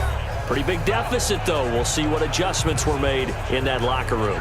And I never want to make something more important than it actually is, right? I don't want to create more hype than what is there. But this is going to do that? I'm doing it, though. This is a really important drive. And we often talk about teams scripting plays to start a game. A lot of them script to start the second half, too. And they're scripting something that they expect to get them into the end zone and back into this game. We'll see if that script is a good one for them. Second half begins with a run from Barkley. And he'll be brought down here at the 28. Call it a gain of 4 on first, and that'll make it second down. You know, despite the scoreline, I think they've got to like where they are here. They're on the road and just one big play away from getting right back in this game. I'm going to follow right along with you because the spot they're in now is a credit to their defense. They've kept them in it by making the plays that they've made, and that just means you're one big score away from being right back there. Now the question is, can this all... Blitz coming, and down he goes. Emerson Griffin in there to make the sack. He buries him for a loss of 10. Sometimes I watch games and wonder why they use play fakes on certain passing situations because it's not going to fool anyone. I don't know if that was the case here, but the end result was the same. No one fooled. The quarterback was hit.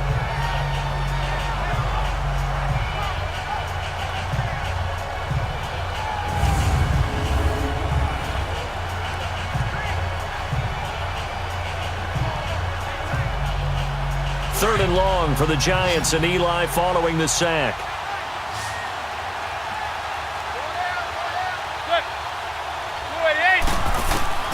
Working from the gun, Manning.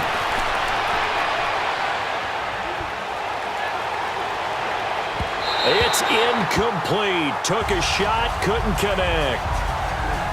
And we're into the second half now. This is an offense that continues to struggle to sustain a drive. Looks like they're just totally out of sync, whether they're running the ball, passing the ball like we saw there. I don't know. The rhythm seems off. Here's Riley Dixon now as he's on for the 5th time here today. And he deserves a bronze leg as he gets this one away. Here's Sherrills. A nice job on the return there, 16 yards. And the offense will take over with a new set of downs. It's the Vikings' turn on offense. We get ready for their first possession of the second half. They have the lead here. Well, we talk a lot about pregame speeches. What are halftime speeches like? For the most part, not nearly as emotional. They're a lot more clinical. Every now and then, though, they'll get after you if they think they need to light a fire. But in this case, let's go into the virtual locker room, because here's what I think happened. They got in there and they said, listen, let's take control right away. Defense, we got the lead. Defense, don't give up any points. Turn the ball back over to the offense and let them go down and score and give us more of a cushion in the game. Check so far. Defense shut them down. Let's see if the offense gets done. That play going for 16 yards to start the drive. First down. One of the selling points of the in route is it gives the quarterback a really nice sight line to his receiver and almost on a direct shot able to throw the ball into the middle of the field and have a great chance of success as they did on that play.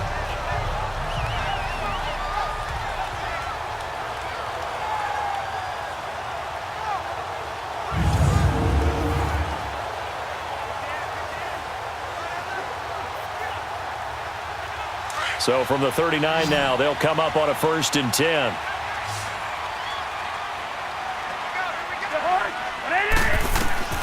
Throwing his Cousins.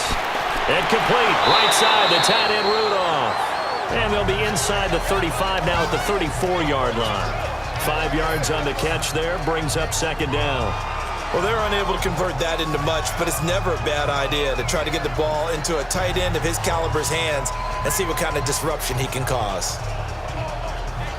2nd and 5 after the 5-yard completion on first down.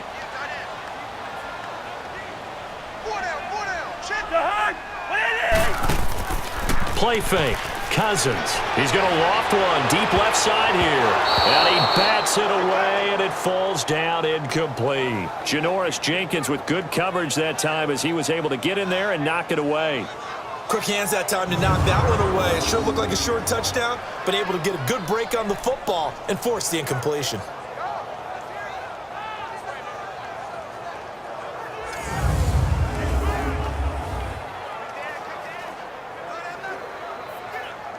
The Vikings on third down. They've converted a third of their opportunities, 3 for 9. This will be 3rd and 5. Cousins again. And this is going to be incomplete.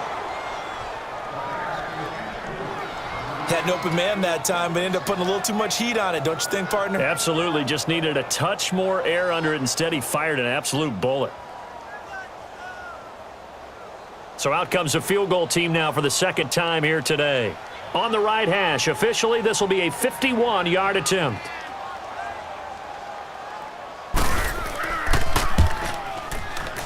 And I don't think this has the carry. It does not. It's no good. And this score will stay right where it is.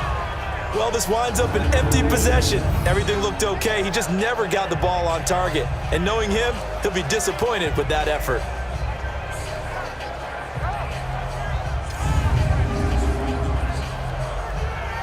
And New York set to take the field. These guys had to punt their last possession, and that's become too familiar of a refrain. Too many of these drives just wound up going nowhere. But you know how in baseball, when the pitcher gets a base hit and he's on base, they bring his jacket out to him to keep him warm? A lot of times the punter goes to the sideline, puts on sweatpants or a wrap over his leg to keep it warm. He might need a massage from the trainer right now from all the work he's getting. And because they couldn't hit the long field goal, they are set up nicely offensively at the 41, 1st and 10. They'll run it now out of the gun. And he will be brought down at about the 43 that time. 2 yards on the carry there. It'll be 2nd down. Defenses always talk about earning the right to rush the passer on 3rd down. And you know what offenses want? Win 1st down so they can set things up for themselves better. And that wasn't helpful there. Not a big impact on 1st down.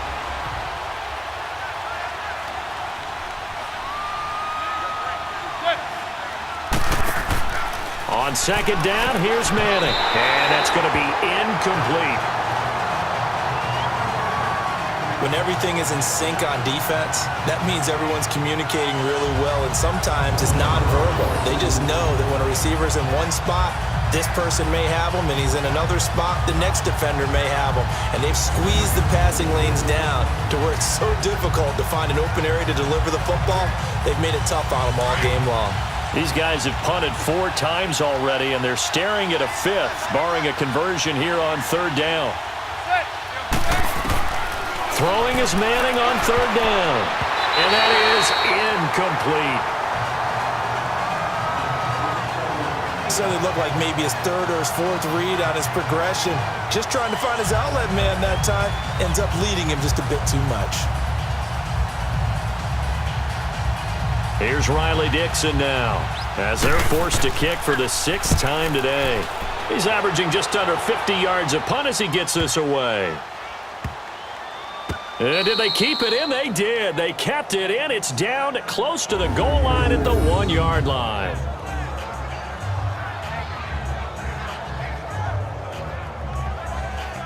The Vikings offense now, they get ready to head back on the field. Last time out, they had that long 50-plus yard field goal that they missed. And I'm sure on their sideline, they're thinking to themselves, okay, do we still want to try one if we're in that position again? And I would dare say that the answer would be yes. They're going to have a lot of confidence in their kicker. But just to be on the safe side, I'm sure they told their offensive guys, can we get a little bit closer this time? Yeah, get a little closer. Yeah, well, you know, I'd rather get in the end zone first and foremost. But if all else fails, less of a field goal attempt for him.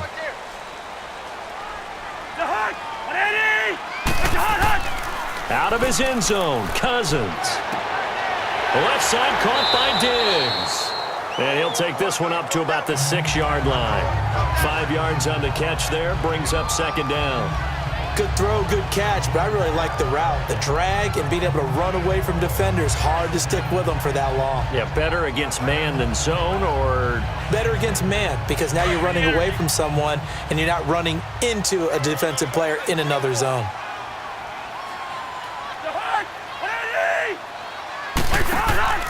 They'll run it now out of the gun. Kirk stripped. The ball's out.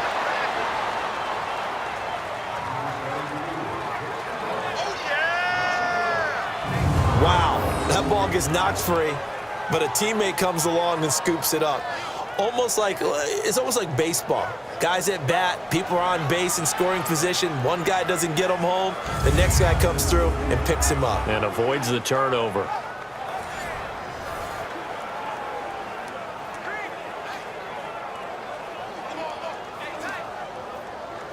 The Vikings on third down. They're hitting at just 30%, 3 for 10. This will be 3rd and 6. Now Cousins. Now they set up the screen. That's complete. And he'll be hit and dropped for a loss at the 5-yard line. He'll wind up losing a yard on the play, and that'll bring up 4th down. Well, so much for bluffing the defensive line into thinking that they were going to be able to get to the quarterback. Instead, they sniffed out the screen pass and made a really nice play for lost yardage.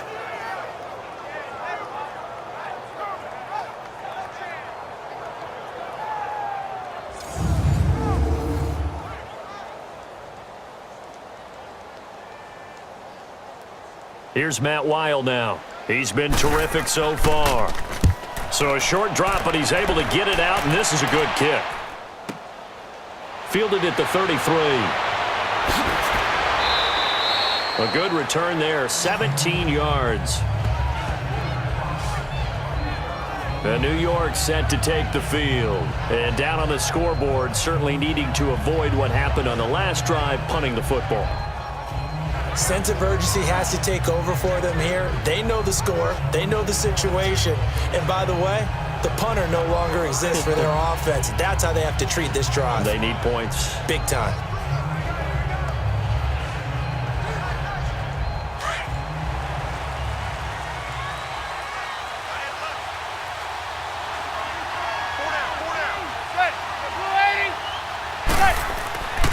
A handoff to Barkley. And down to the 44, 5 yards that time. And that's exactly what you want on a first down run. Pick up 5 yards, bring up 2nd and 5. The defensive line, though, they've got to figure out a way to out-leverage the guys up front because the offensive line is winning at the point of attack.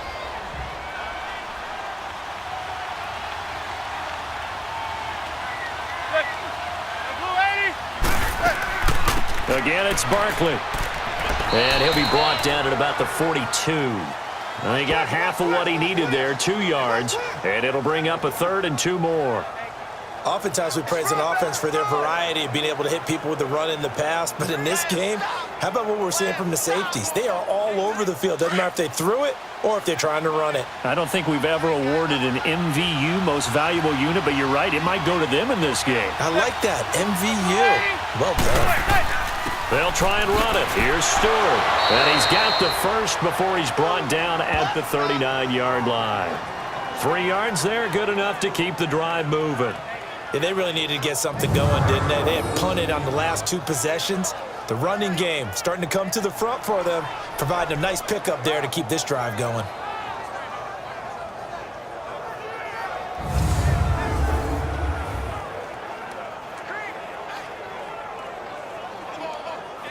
So from the 39 now, they'll come up on a 1st and 10.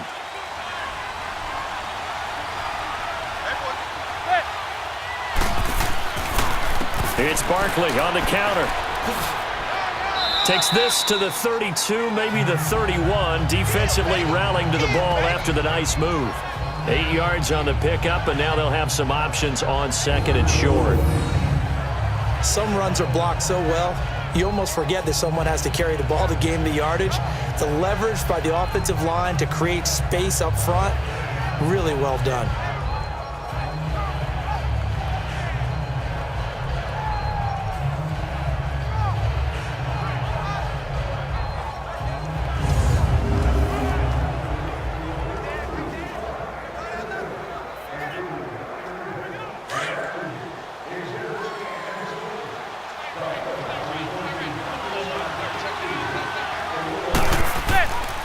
They'll run it again with Barkley. And forget about finding a lane. He barely had time to look up before he was planted in the backfield. It'll go as a loss of a yard, and it'll set up third down. Anthony Barr got a real education at UCLA in playing not just his normal position of stand-up outside linebacker, but down defensive end. So he had to incorporate a variety of moves, take on bigger people. So he learned great leverage while he was there. That really helps him when he's trying to stop people running the ball. Born in South Bend, Indiana. Thought about going back to go to Notre Dame, but you're right. Great career at UCLA and now a great career in the NFL. Manning going to try and throw on third down. And this is going to be incomplete.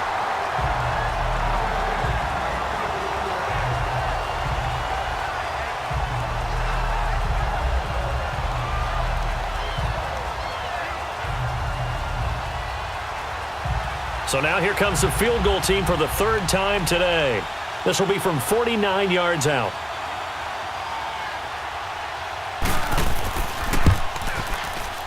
And the kick by Rosas is good.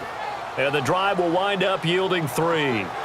So it's a third field goal for him now. He's accounted for all 9 points. I look down to the sideline, though. You can just tell they weren't too happy for 3. They wanted 6. No, they have to have 6. Look, he's keeping them afloat, but they really need to do exactly what you talked about. They need to get into the end zone and score some touchdowns. Otherwise, he's going to have to kick a lot more field goals than just the 3 he's already put through the posts.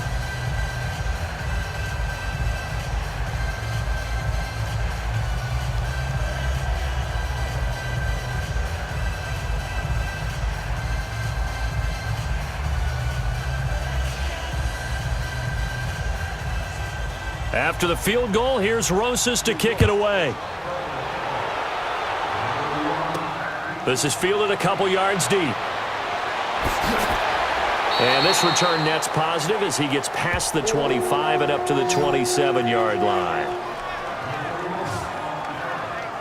And now out comes Minnesota. They punted last time they had it. What steps, Charles, you think they have to take to make sure they don't do that again? Well, let's just go to the football 101, the trite expression 101. Win first down. Make 5, 6, 7 yards on first down and make it a 2nd and 3, 2nd and manageable. Keep accumulating first downs that way. Keep moving the football. You don't want to get behind the sticks because then the defense has the advantage. Cousins and the Vikings with a 1st and 10 at their own 27.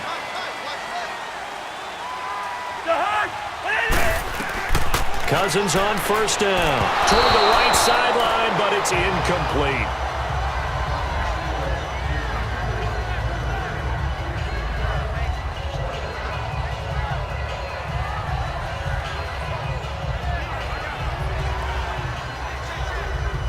Second and 10 now from the 27.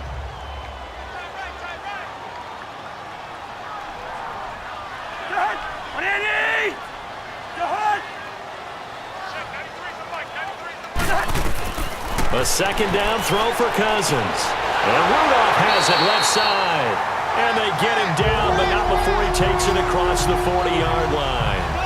5th catch of the afternoon, and that gives him a first down.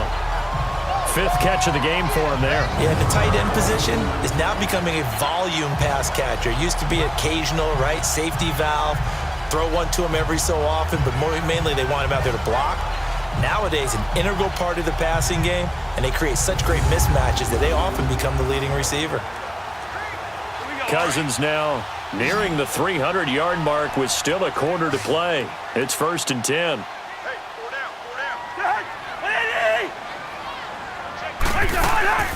Off the play fake, Cousins. Oh, he's got a man wide open, complete. And he's going to get this all the way down inside the 35. That one goes for 24 yards. It's a game of matchups, and that's why you take your receivers and move them around a bunch, especially your best guys. And when they work out of the slot, you often hear the coaches talk about how great it is because it gives you a two-way go. You can break out or you can break in. That makes it hard to defend. This quarterback now over 300 yards now for the game, and time to improve on that as he's got a 1st and 10. They'll run it now out of the gun. Yeah, give him 4 yards there. It'll be 2nd and 6. On any running play that's called, they're always hoping that it's going to break big and go the distance. But when you get a nice game like that, you're able to do so many things anyway. You can come back and run essentially the same play again, continue to move the ball on the ground, or you can decide to throw the ball now because usually you have the defense back on its heels. They run it again with Cook. And he'll take this down just shy of the 25-yard line. 3 yards is half of what they needed. Now can they get the other 3 here on 3rd down?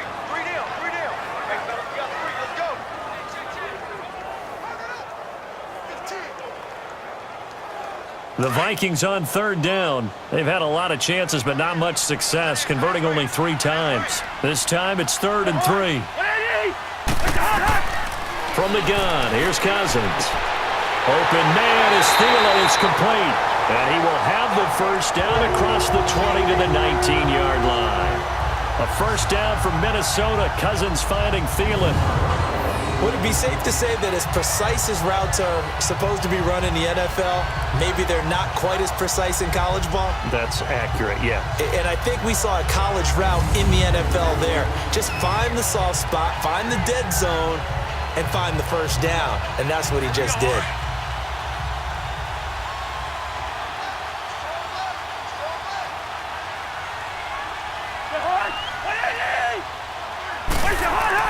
First down, here's the run with Cook. He'll get forward for 3 down to the 16-yard line. If you're looking for glory, looking to get your name in the headlines, you do not want to play nose tackle. But how about what we just saw there? The ability to hold people up, take on extra blocks, and actually slip them and make a tackle on that play. That's big time.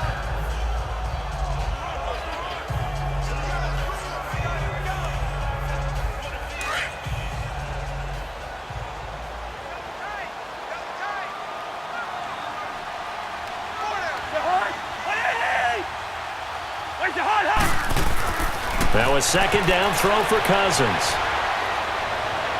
And that one's going to be over everybody in the back of the end zone. It's incomplete.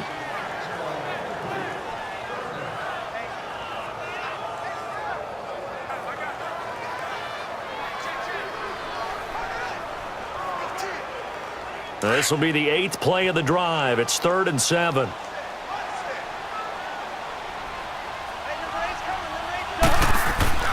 To throw, Cousins. And he's going to be intercepted a 3rd time. Picked off by Michael Thomas. And a big turnover there as his guys will get the football back. And that's a great example of ball skills right there, partner. You and I do a lot of games, and I can't tell you how many guys look to run with the football before they've intercepted it. So that's a nice job of focusing on the task at hand and coming away with the interception.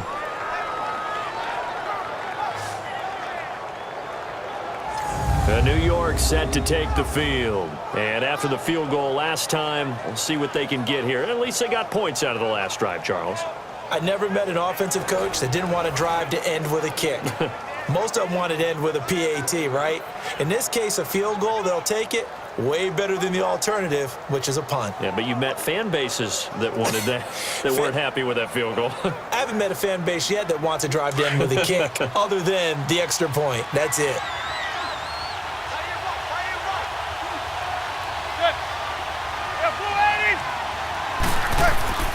So after the INT, it's Manning. And this is going to be caught, but they'll say out of bounds. So it's incomplete. I know for us it's fun, and it's not so much fun for the rookie receivers when we see them coming into the league and we're going to training camps. You see them working on getting 2 feet down instead of 1. But the best ones train in college trying to get 2 down instead of 1, so the transition's a little bit less. In this case, though, wasn't able to complete it anyway. They'll run it now out of the gun. And he's going to be taken down here at about the 10. It's a gain of about 3, but it's going to leave him with 3rd and still 7 yards to go. Not the start to the drive they were hoping for. That run doesn't get him much at all. No, not at all. And that leaves him with 3rd and long, which means you got to dial up something pretty good. Think your best player with a play that he likes to run best. These guys have punted 4 times already, and they're staring at a 5th, barring a conversion here on 3rd down. To throw, it's Manning. And he couldn't hang on to it through the contact. Incomplete. I know at times people think we use it too often, but you've got to be able to throw guys open. And when you read zone, you've got to stick it in there before your receiver gets to the next guy in the zone. Otherwise, you bring him into the play. And that's precisely what allowed that defense to disrupt the pass. Here's Riley Dixon now as he's on to punt for Minnesota. Sherrills to return it. Well, he wasn't too far from breaking that. Officially, give him 15. And this offense will take over right at the midfield stripe with a 1st and 10. Here comes Kirk Cousins now to lead his offense back out there. And the stats on the screen tell the story. A great start. This defense, they've made some good adjustments, so he's fallen off since. Have to like what they did at the half, but you also have to like the fact that they hung in there. Despite the fact they had a tough first half, he was locked in, right? Rocking and rolling. They came out, made their adjustments, got their confidence back. Now they're causing him all sorts of trouble. Trying to shake off the interception. He'll look to throw. Wide open receiver complete. And he is tackled inside the 40, not quite to the 35. They may want to go back to that one. First play of the drive, good for 15 and a 1st down. Never make the mistake that the slot receivers, especially the little guys like we're watching here, are just quicker than fast. A lot of them combine quickness and speed, and they catch a lot of footballs, as we just saw there.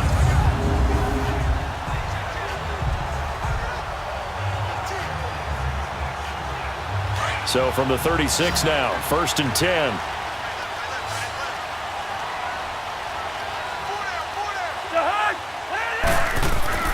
Now a play fake here on 1st down. Rush coming, and he's taken down. Now, we talk about players blitzing all the time. I often laugh and sometimes call it just straight-ahead pursuit. What a running start right back to the backfield for him. Yeah, it really didn't give anybody a chance to get up there and stop him. No, I mean, that's really, really difficult. You're asking a whole lot anyway, but when he gets that kind of a start and comes through clean, oftentimes the advantage definitely goes to the defensive player. And the job becomes twice as difficult now. After the sack, it's 2nd and 20.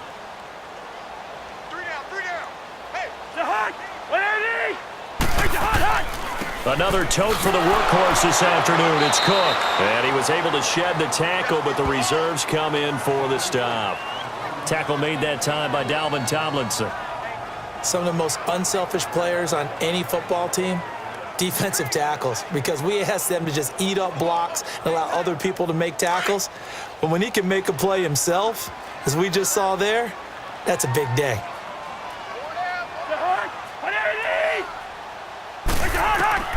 3rd and long for Cousins. And that is incomplete.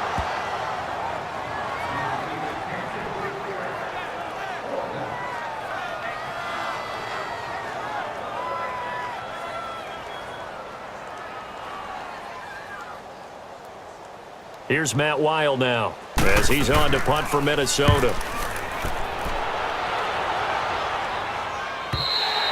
And that'll hit in the end zone. Much too much leg there. That'll be a touchback. And here comes the Giants offense back out onto the field. And on the last go-around, they really couldn't get anything going. They had to punt from deep inside their own territory, which means you're going to lose the field position battle as a general rule. What they're looking for now is a little more consistency, move the ball at least a few times on offense, get a couple of 1st downs, and hopefully flip the field. Yeah, just something to build off of. That's what they're looking for here. Manning and the Giants come up now 1st and 10 at their own 20-yard line.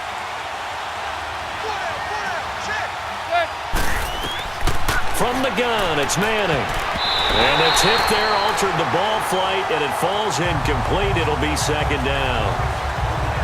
He has still not connected on a single pass in this 2nd half. And right now they're going through all the different reasons, the whys, the wherefores. Bottom line, got to find some completions in there and get their offense moving. After the incompletion, here's 2nd and 10 from the 20.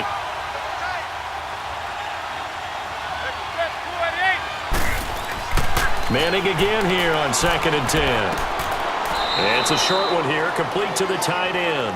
And able to get this across the 20 before going out of bounds. Only 3 yards on the catch.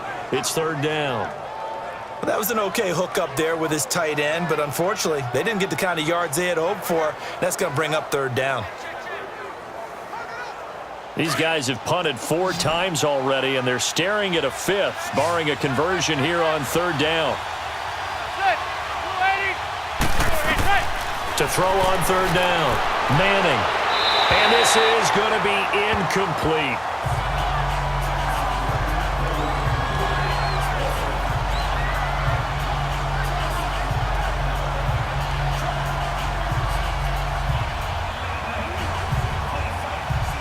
Here's Riley Dixon now as he's on to punt for New York. He gets this one away, and boy, it's another boomer. It's taken to the 26. So a change of possession here on the punt. And the Vikings will take over here 1st and 10. And the Vikings now heading onto the field. This crew had to punt last time they had the ball, but when you've got a lead like this, you content to play the field position game? You are to an extent, especially if you like your defense, because you have the lead, you've been controlling the game. But why put them in a tougher spot? You want to get out there and get something done on offense and maybe take command of this game yourself. Cousins and the Vikings with a 1st and 10 at their own 42.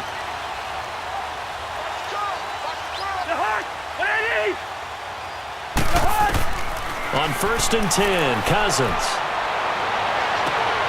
He's got the connection over the middle to Diggs. And he's got this to the 30 before being taken down. He got 29 yards that time.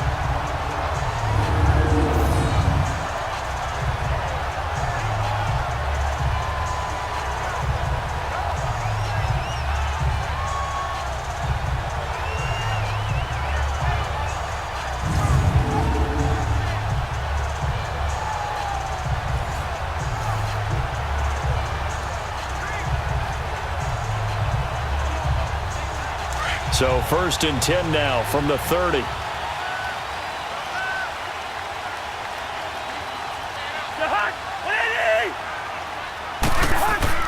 They go play action here on 1st down.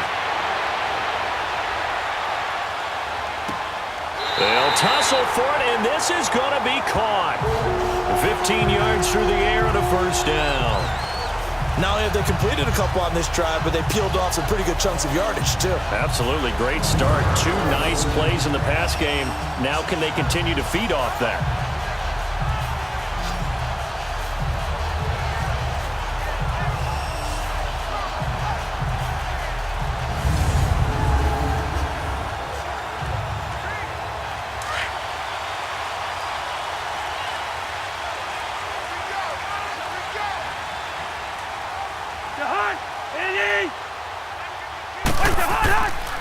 They pitch it out to Cook. They stopped after only a yard, taking it down to the 14. And third quarter here, you've got the lead. This is where that strong run game can really benefit you. Stayed in bounds there, kept the clock going. I like all the points you just made there. And if you throw the football and it's incomplete, now you've stopped the clock and you've helped out the guys on the other side of the ball. So keep it in the hands of those runners. Keep moving it. Keep grinding clock.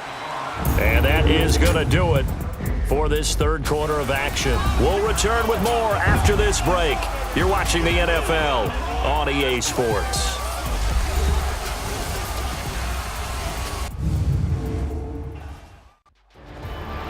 And we return, welcoming you back to Minneapolis. It's the Vikings in possession of the football and the lead. They'll be looking to add to that total as we begin quarter number 4.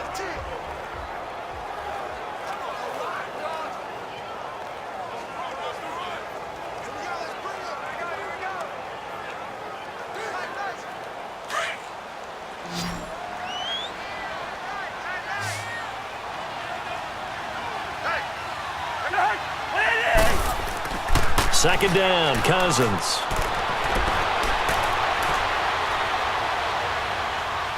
And his throw here's incomplete. Stephon Diggs, his intended receiver. And now it's third down.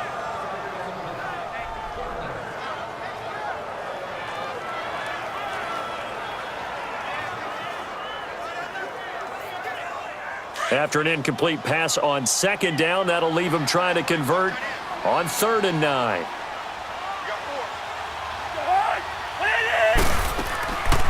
They'll run it now out of the gun. So he got free of one tackle but couldn't do a whole lot else. Call it a gain of 5. 4th down now. Well, with the fumble he had earlier, we know how key keeping the football is here. That fumble earlier probably at the forefront of his mind. Just hold on to this thing. It's also at the forefront of the mind of the guys who are trying to get the ball from him. And since they've seen him drop it on the ground before, they're doing everything possible to have him do it again. They need that turnover.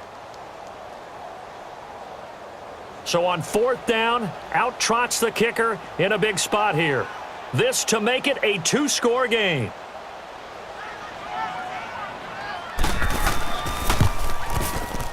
And Bailey able to knock it through. And that will bump the lead up to 11. So his second field goal of the game, and that could turn out to be the big one. Yeah, you have to make them score twice to beat you, and that's not impossible. But here in the 4th quarter, puts their backs clearly against the wall.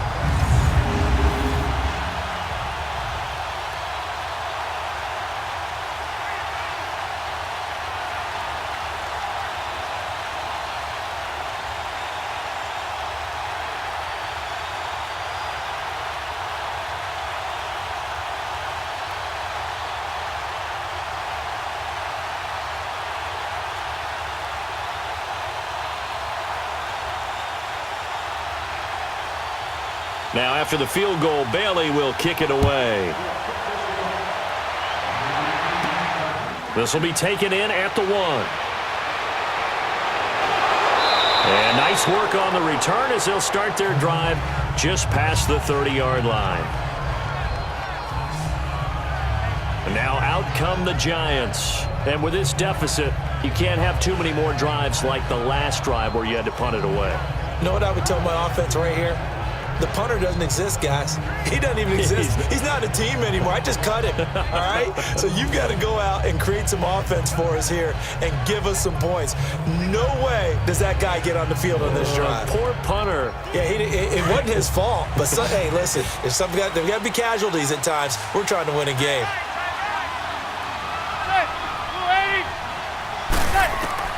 On 1st down, Manning. And his throw's going to be incomplete.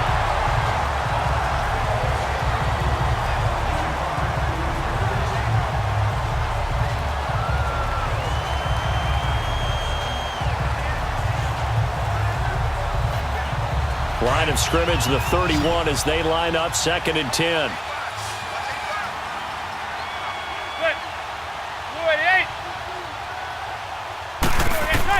Back to the air on 2nd down. It's Manning. And incomplete there. A nice hit. Jars the ball free and brings up 3rd down. We have not seen a whole lot of wide-open receivers. Everything seemingly has been contested. And that's another nice job there to force an incompletion. They've been very cohesive, knowing each other's moves all game long, and they've been on the spot just about every time. And they've held them in check on the scoreboard. On 3rd down, Manning. It's caught. Shepard. That one good for 16, and the drive will continue. This possession means so much for them. They've got to focus on this drive and find a way to make this a one-possession game. Yes. Got to get a score. Yeah, so good with a field goal. Don't necessarily need a touchdown.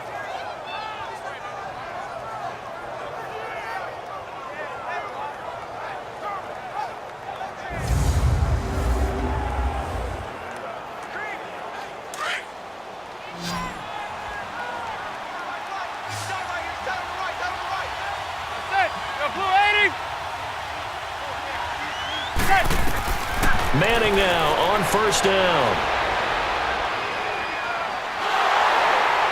Pressure coming from the Vikings, and they get there and bring him down. Daniil Hunter in there to drop him, and it'll be a loss of about 8. And plays like that really hurt play calling. They had a really nice gain on the previous play, but gave about half the yardage back on the sack. Excellent pressure up front, nowhere to go with the football. Down he goes.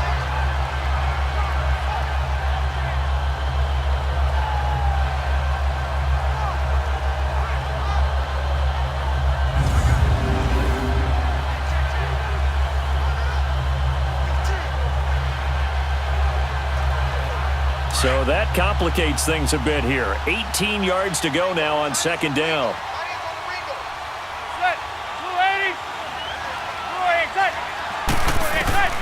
Shotgun now for Manning. And the hit jarred loose. It's incomplete. They went with a dime look on defense. 2 extra defensive backs on the field and covered up essentially every blade of grass. That allowed them to disrupt the play. An incomplete pass on that last play, and that means they'll need to come up with something here on third down.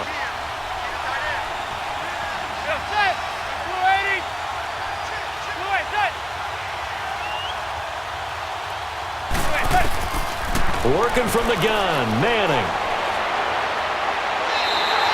Call that a loss of 7 to bring up 4th.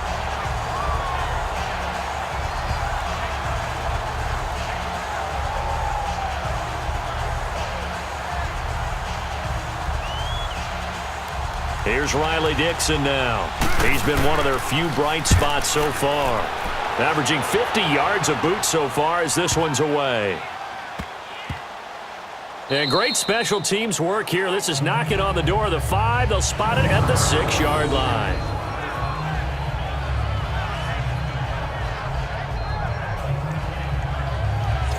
And now out comes Minnesota. And last time they got 3 points, but it was a chip shot field goal. And when you go to the sideline after a chip shot field goal, maybe the offense not too happy. It's a balancing act, isn't it? Because you're exactly right. They're none too pleased that they didn't punch it in for 6 points.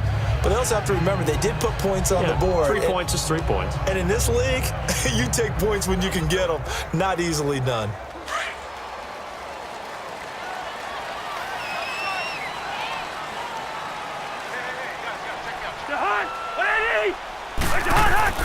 They start the drive with Kirk. And a nice pickup as this one gets them to the 10-yard line. It's a pickup of 4, and it'll bring up second down. Well, they certainly got dented with that first down run. So now they've got to be back on their heels a little bit as a defense.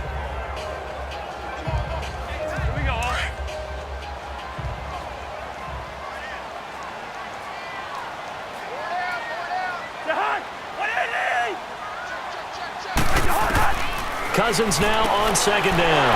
Over the middle here to Rudolph. And able to get it across the 20 before they get to it. Cousins to his tight end Rudolph for a Viking first down. And there's another completion to the tight end. And let's face it is hard to overthrow a 6'6" target. It is indeed. Quarterbacks like their speed guys. They like that huge 6'6" target that they've got in him. They really do. And it reminds me of what one great tight end told me once. He even told his quarterback, just make sure you throw it up there. You know, kind of like put up on the top shelf where the kids can't get it.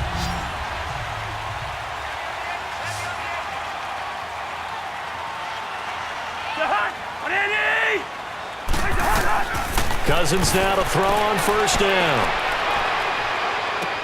The left side caught by Diggs. And he takes us beyond the 35 before going out of bounds. Back-to-back nice gains. That one for 14 yards and another first. And on that last play there, he's over 400 yards passing now. You know what that generally means? Success. That, and it means you really didn't miss opportunities. Usually very accurate. The ball's getting to the right place. Guys are making yardage after the catch to help you out that way. I mean, the whole team has picked it up. And don't forget, that means the offensive line has had to pass protect pretty well, too. Yeah, everyone dialed in.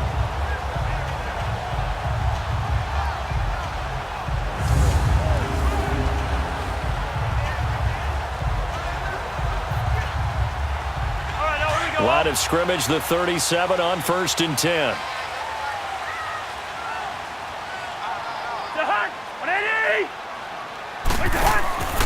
Play fake. Cousins. He's going to loft one deep left side here. And intercepted. Maybe the turning point they need. Picked up by Janoris Jenkins. And a big turnover there as his guys will get the football back. 2-score game here in the 4th, and that pick, it kind of keeps the door ajar, doesn't it? It does, and you wonder about their strategy because with a 2-score lead, You would think maybe you're just sitting on it and trying to drain some clock. It's almost like they felt like, hey, we've got a good cushion. We can keep pressing it. It ended up costing them. The Giants offense now, they get ready to head back on the field. Well, they're going to have to go at least 50, 60 yards here if they want to ensure that they don't have to punt the ball like they did last time. Yeah, so what you're saying is we're not playing to just get out of the shadow of your own goal line, right? You're playing to make sure the punter doesn't see the field again. So it's not picking up a couple of first downs. You want to pick up 5 or 6 first downs and make sure you move the ball into their territory.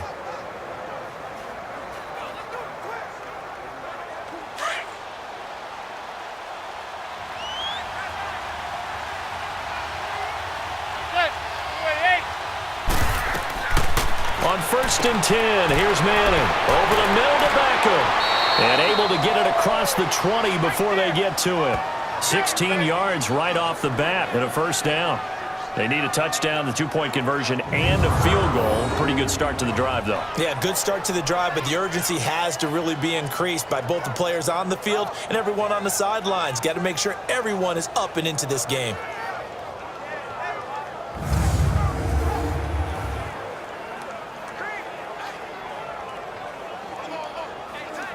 Now they can breathe a little easier, some room to operate as they've got it 1st and 10 now out past the 20.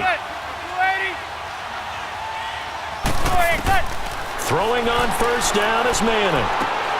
Finding his target, it's Cody Latimer. And they're able to get this one across the 35. It's a pickup of 16 there, and it'll lead to a new set of downs. All right, this is the time of the game where they're down a couple of scores, and they've really got to get some yards in chunks, and they know the defense doesn't want to give those up, but they've got to find a way to take them anyway. Now the question is, can they string a few of those together? Back-to-back good plays have them on the move on 1st down.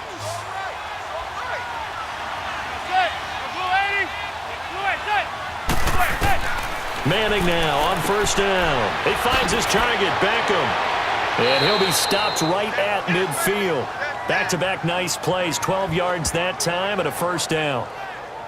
As long as you go through your proper reads and progressions, the drag route can be one of those old reliable plays because usually it's good for a good chunk of yardage as we just saw there. And those guys like it, right? They can get the ball with a full head of steam. Especially against man coverage, because man coverage, they're typically running away from someone and not worried about traffic coming out on the other end.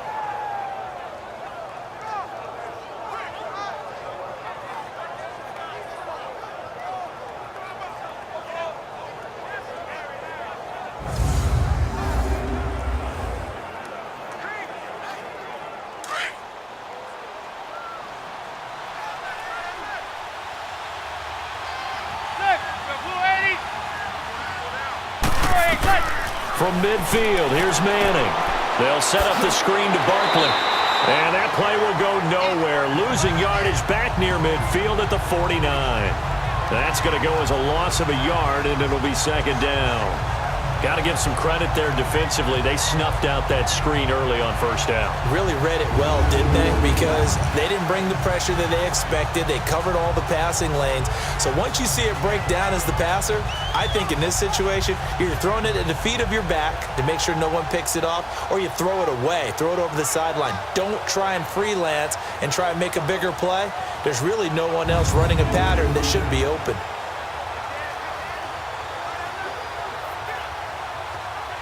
That pass play wound up for negative yardage, so here's 2nd and 11.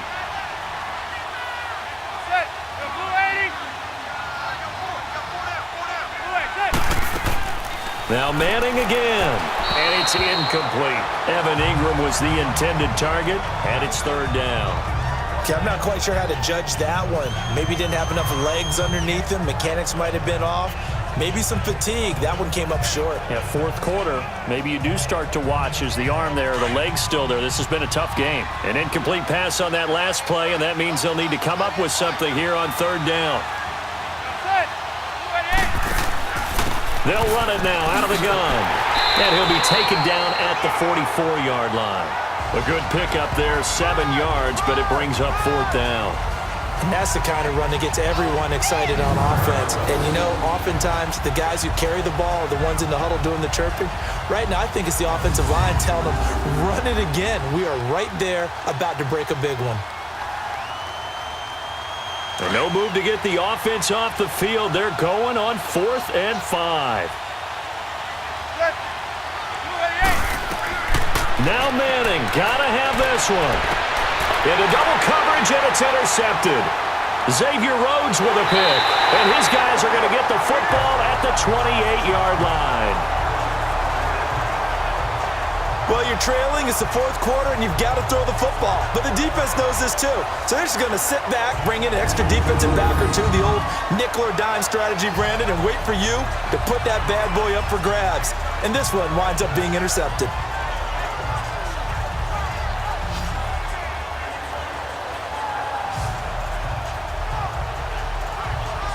Now the Vikings offense works their way back onto the field. And following the interception, just any interception, are you a little bit more cautious when you start that next drive, or no, you just throw that out the window? I think you are. I don't think that there's any way you can run back out there and go, totally didn't affect me. Let's just go ahead and be loose with the football again. You're going to take care of it, but you have to be careful about being too cautious because now you can't run any offense at all. Still want to attack. We'll see how they attack them here. Cousins and the Vikings with a 1st and 10 at their own 28-yard line. Following the interception, Cousins. He's going to try and go deep again. And that's caught inside the 30. Touchdown, Vikings. Kirk Cousins with 3 touchdown passes now in the afternoon. And the Vikings find a way to stretch their lead. They were still throwing with a comfortable lead here late, and now that lead even more comfortable. And your first thought is there bad blood that went into this one ahead of time, that maybe they're seeking some revenge or they just don't like them? But the other thing that always hits me is, are they worried about playoff positioning? Right? Are they worried about, do you need enough points in case there's a tiebreaker that comes into play later? Here's Bailey now for the extra point.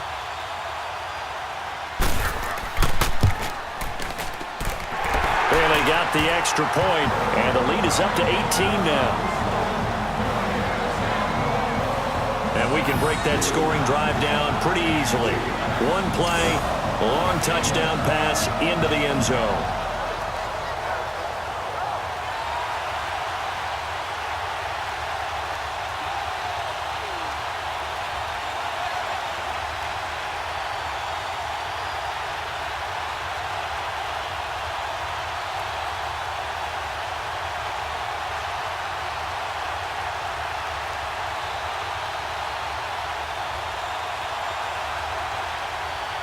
Bailey now to kick this one away.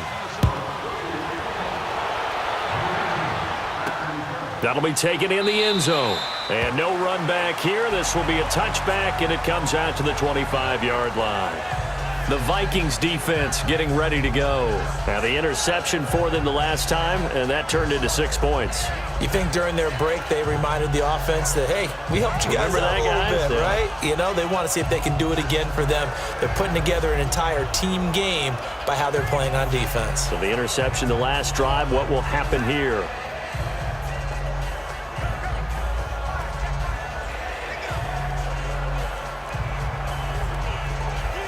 Manning and the Giants come up now 1st and 10 at their 25-yard line.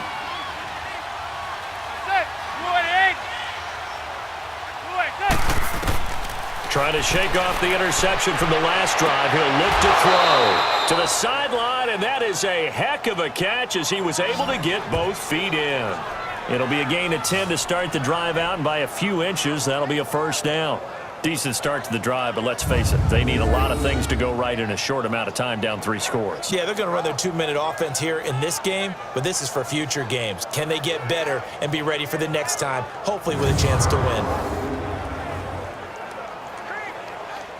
Ball up to the 35 now as they come up on 1st and 10.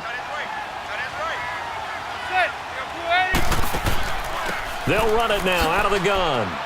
And he'll get this up to about the 40. 5 yards on the carry. Good pickup on 1st down. Oh, that's one to warm the hearts of all those old school football players, isn't it? Tough, hard, gritty run, got behind his pads, bowled over a few people. Look at that one, right up the gut. So up through 3 quarters, no reason to lighten up now.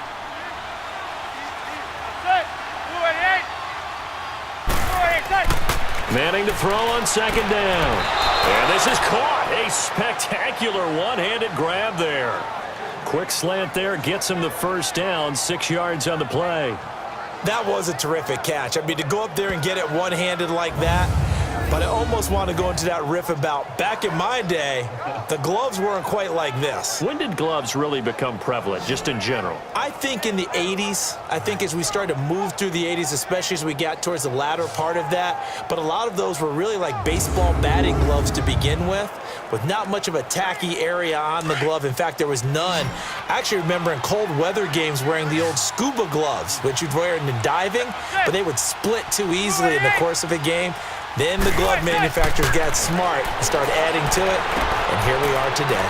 To Barkley on the check down, and he'll take it down shy of the 45 at the 46. It's an 8-yard pickup, and it'll be a 2nd down.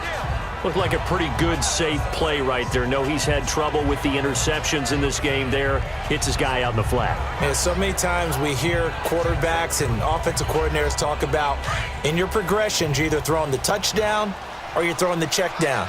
But earlier in the game, it was touchdown or interception. Now he got to the check down, a nice safe throw, and a good one. False start, offense.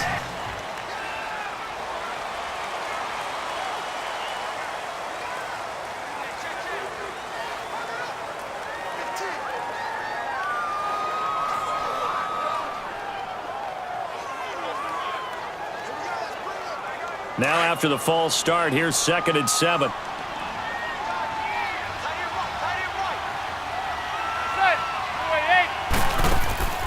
They'll run it now out of the gun. And they'll work this down to the 40-yard line. Tackled there. A nice pickup there of 11 yards, and it'll move the sticks. We'll definitely see some open running lanes, and he's taking advantage of it right now, but that shouldn't be a surprise. Defense has the lead. They're playing for the pass first.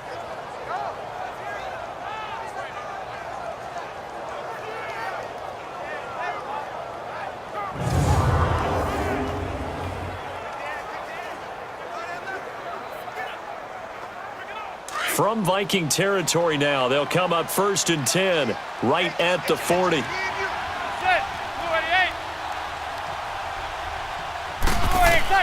From the gun, it's Manning. He's got a man, it's Corey Coleman.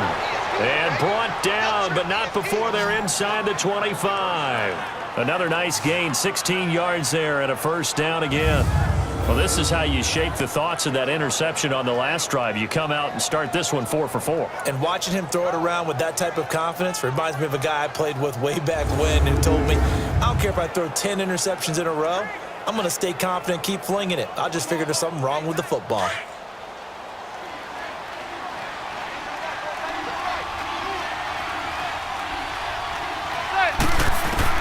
On 1st down, Manning. Toward the center of the field, but it's incomplete. They were trying to get it there to Sterling Shepard, and that'll bring up 2nd down. Another wayward pass. You know, things started out poorly in this game, and to be frank, they just really haven't gotten much better. And all that does is embolden the secondary. They feel good about what's going on, and they just play better and better. From the 24, they'll go again on 2nd and 10. Now whistles here and a flag down. I think a giant jumped early. False start, offense. Now they nabbed the rookie there for the 5-yard penalty. So much going through his head. You know it just has to be, right? All of his assignments and realizing every game he plays, one of the better players in the league will be opposite him. So after the penalty, heading in the wrong direction, 2nd and 15.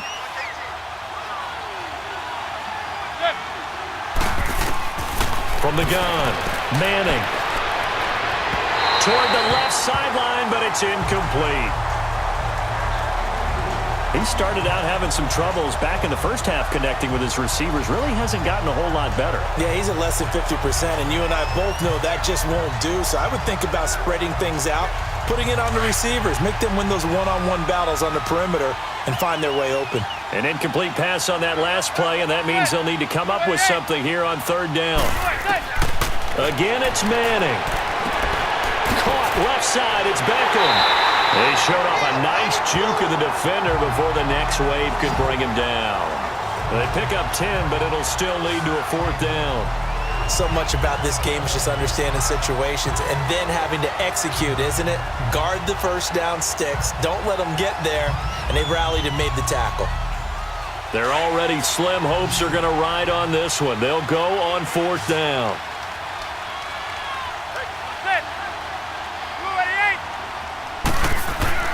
Got to try it here. He's back to throw. And Ingram hauls it in.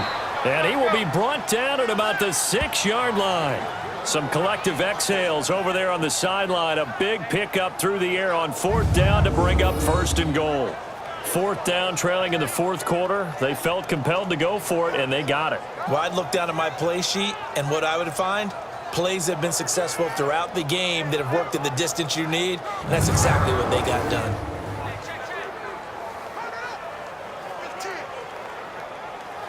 Three red zone trips have yielded just 2 field goals for them to this point, so they'll be searching for something more on second and goal here. Now whistles here and a flag down. I think a Giant jumped early. False start, offense.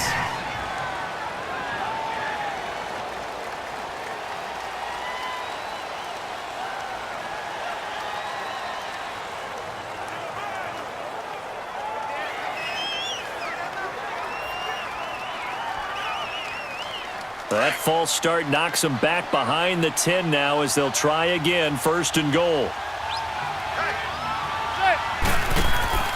Following the penalty, here's Stewart. And he'll get this one down to about the 10-yard line. Only a yard on the pickup there, second and goal. Well, it's been the air game that's taken them down on this drive before they finally turned around and handed it off on the last play. And now they're looking for the big boys to get him in the end zone. Couldn't do it there. It'll be interesting to see. Offensive lines had to pass block a lot on this drive. Will they be able to revert and fire out and create some space in the run game? They'll give it to him up the middle. And he stopped immediately there. No gain on the play there, and they're going to need to come up with something better here on third and goal. So stuff for no gain on second down brings up a pretty interesting third from this distance. I'm throwing the ball, and I'm not even thinking about play pass. I'm going to let them know right away I'm throwing it, but I'm probably giving my quarterback some room, sprint him out to one side or the other, and give him an opportunity. If it breaks down, he can take off and run for it. Throwing now is Manning. And he will take it on in for a Giant touchdown. Sterling Shepard from 10 yards out. And the Giants are able to cut into this lead. And that touchdown ends a streak, for lack of a better word, of 3 field goals that they put on the board previously. They finally cracked the code. Yeah, they've been down there. They've been in enemy territory, as you said. They just hadn't been able to punch it in until that point.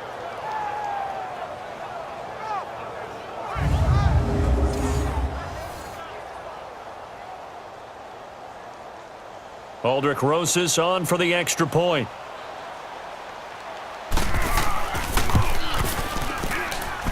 Rosas good with the extra point, and that will get him one closer. So that one a 13-play drive in total, and it was polished off by a Giants touchdown.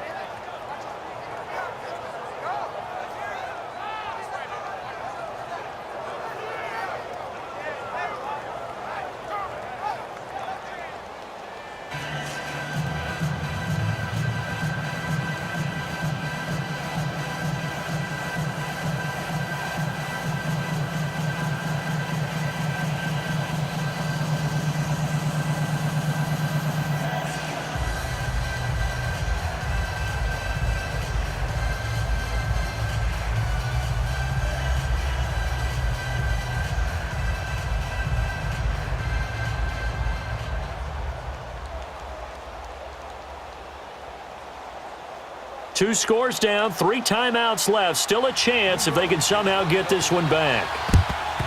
And the Vikings able to recover. The hands team does its job. Well, fourth quarter, they felt like they needed the football back. Unfortunately, they couldn't get it. And I know we brought analytics into the game, and someone has said here that the data says that when a team's expecting an onside kick, 80% of the time, the team expecting it, they do actually recover the ball, which is what we saw here. I just wonder if that number is much more of a anecdotal type of a number. Kind of like when the coaches tell us, well, when you score on special teams, 93% of the time you win the game. I'm still waiting to see that number is empirical.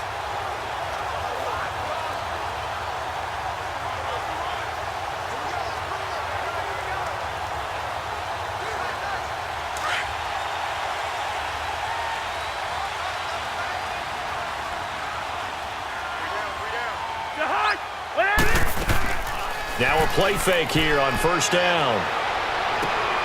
And he's got his favorite target yet again. It's complete. He got 18 yards out of that one, and it gets him a new set of downs. Well, how about this aggressive approach? Got the lead, fourth quarter, continuing to throw the football.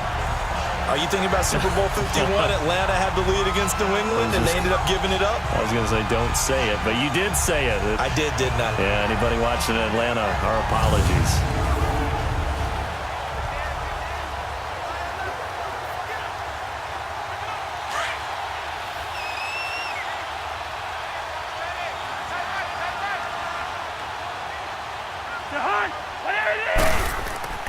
A give. This is Cook. And able to push his way forward here for a good little gain. Carry Wynn, the one to bring him down. Not a run that you're going to write home about, but still a good first down run. That's what an offense calls staying on schedule. 3 to 4 yards on first down, you're set up very well for the rest of the drive. Clock continuing to run. They'll probably wind this all the way before snapping it on second down. On second down, Cook. And he'll get this one down to about the 17. 3 yards is half of what they needed. Now can they get the other 3 here on third down?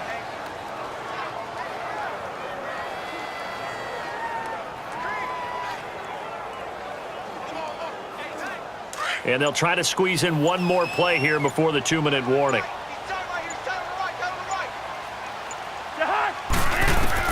Third and short yardage. Cousins finding a safety valve here. That's complete. And I think the ball's out. And he'll get into the end zone. Touchdown, Minnesota. A great effort there from 17 yards out. And the Vikings are going to add on to their lead.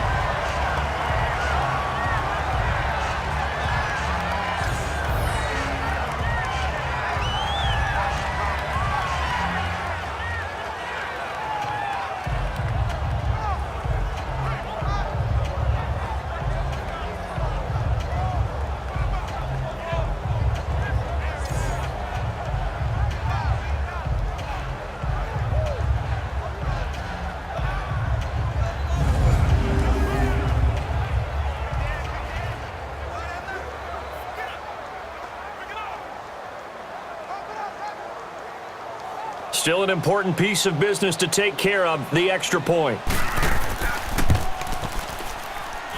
Extra point up and good by Bailey. And the lead is up to 18 now. So that drive, 4 plays. And it's polished off by a Viking score.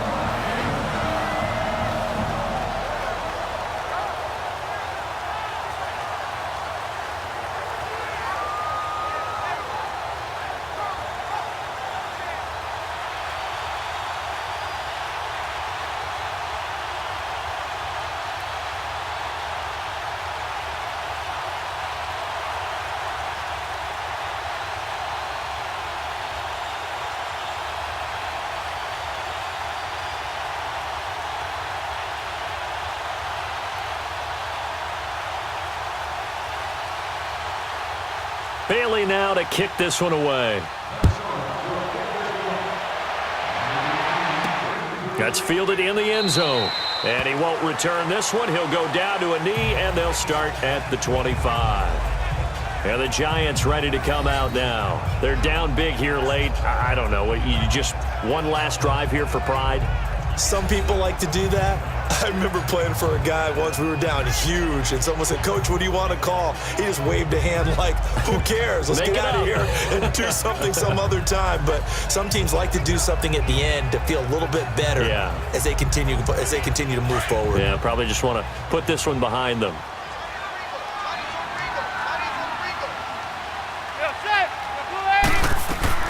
Manning now on first down. Now the ball comes loose, and this belongs to the Vikings. And with that kind of a deficit, you can't afford to make any kind of mistakes. But it's been pretty symptomatic of what we've seen all game with them, isn't it? Down this big in the fourth quarter. You'd say an afternoon to forget, absolutely. Now the Vikings offense gets set to take over here. They have the big lead here late. They protected their home turf well, didn't they? They certainly did, partner. And just think about how good that feels, because every team has a goal when they start the year to win at home. All right, and sometimes you don't win all of them, but they managed to get that done today. Just think about your routine stays the same. Everything's familiar. You feel right going into the game, and they translated that into a win. They did indeed. They protected the home field, and now the final stages.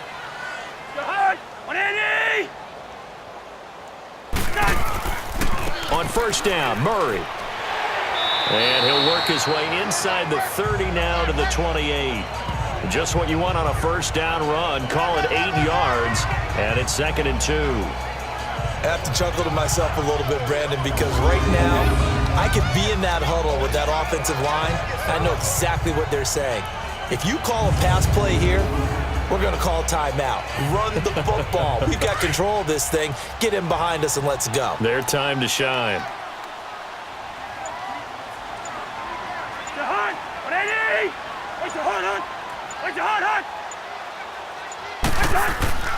That was 2nd down run for Murray.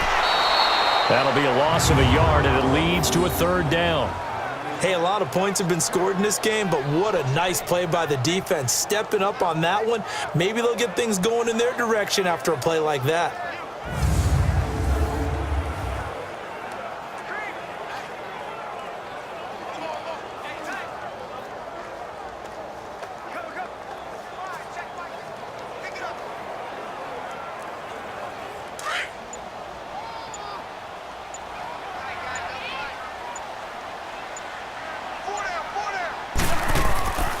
Third down, Dalvin Cook. And he's able to pick up the first down here before he goes down at the 26. It's a gain of 4 there, and it gives him a new set of downs. Well, someone's been having a good game so far, and you know something? A lot of it's been power running. They decided to turn him loose again on 3rd down, didn't they? They did indeed. He delivered the tough yards.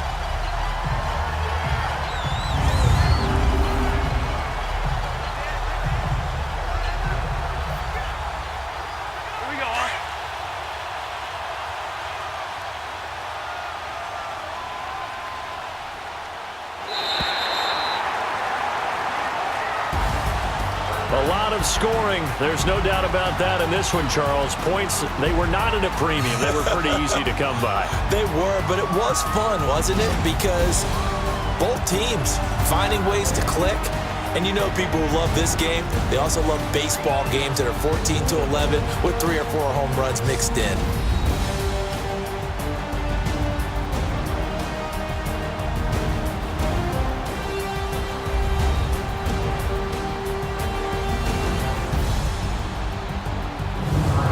So that'll just about do it for Charles Davis. I'm Brandon Gaudin. You've been watching the NFL on EA Sports. For more, log on to easports.com. It's a win for the Vikings as we say so long from Minneapolis.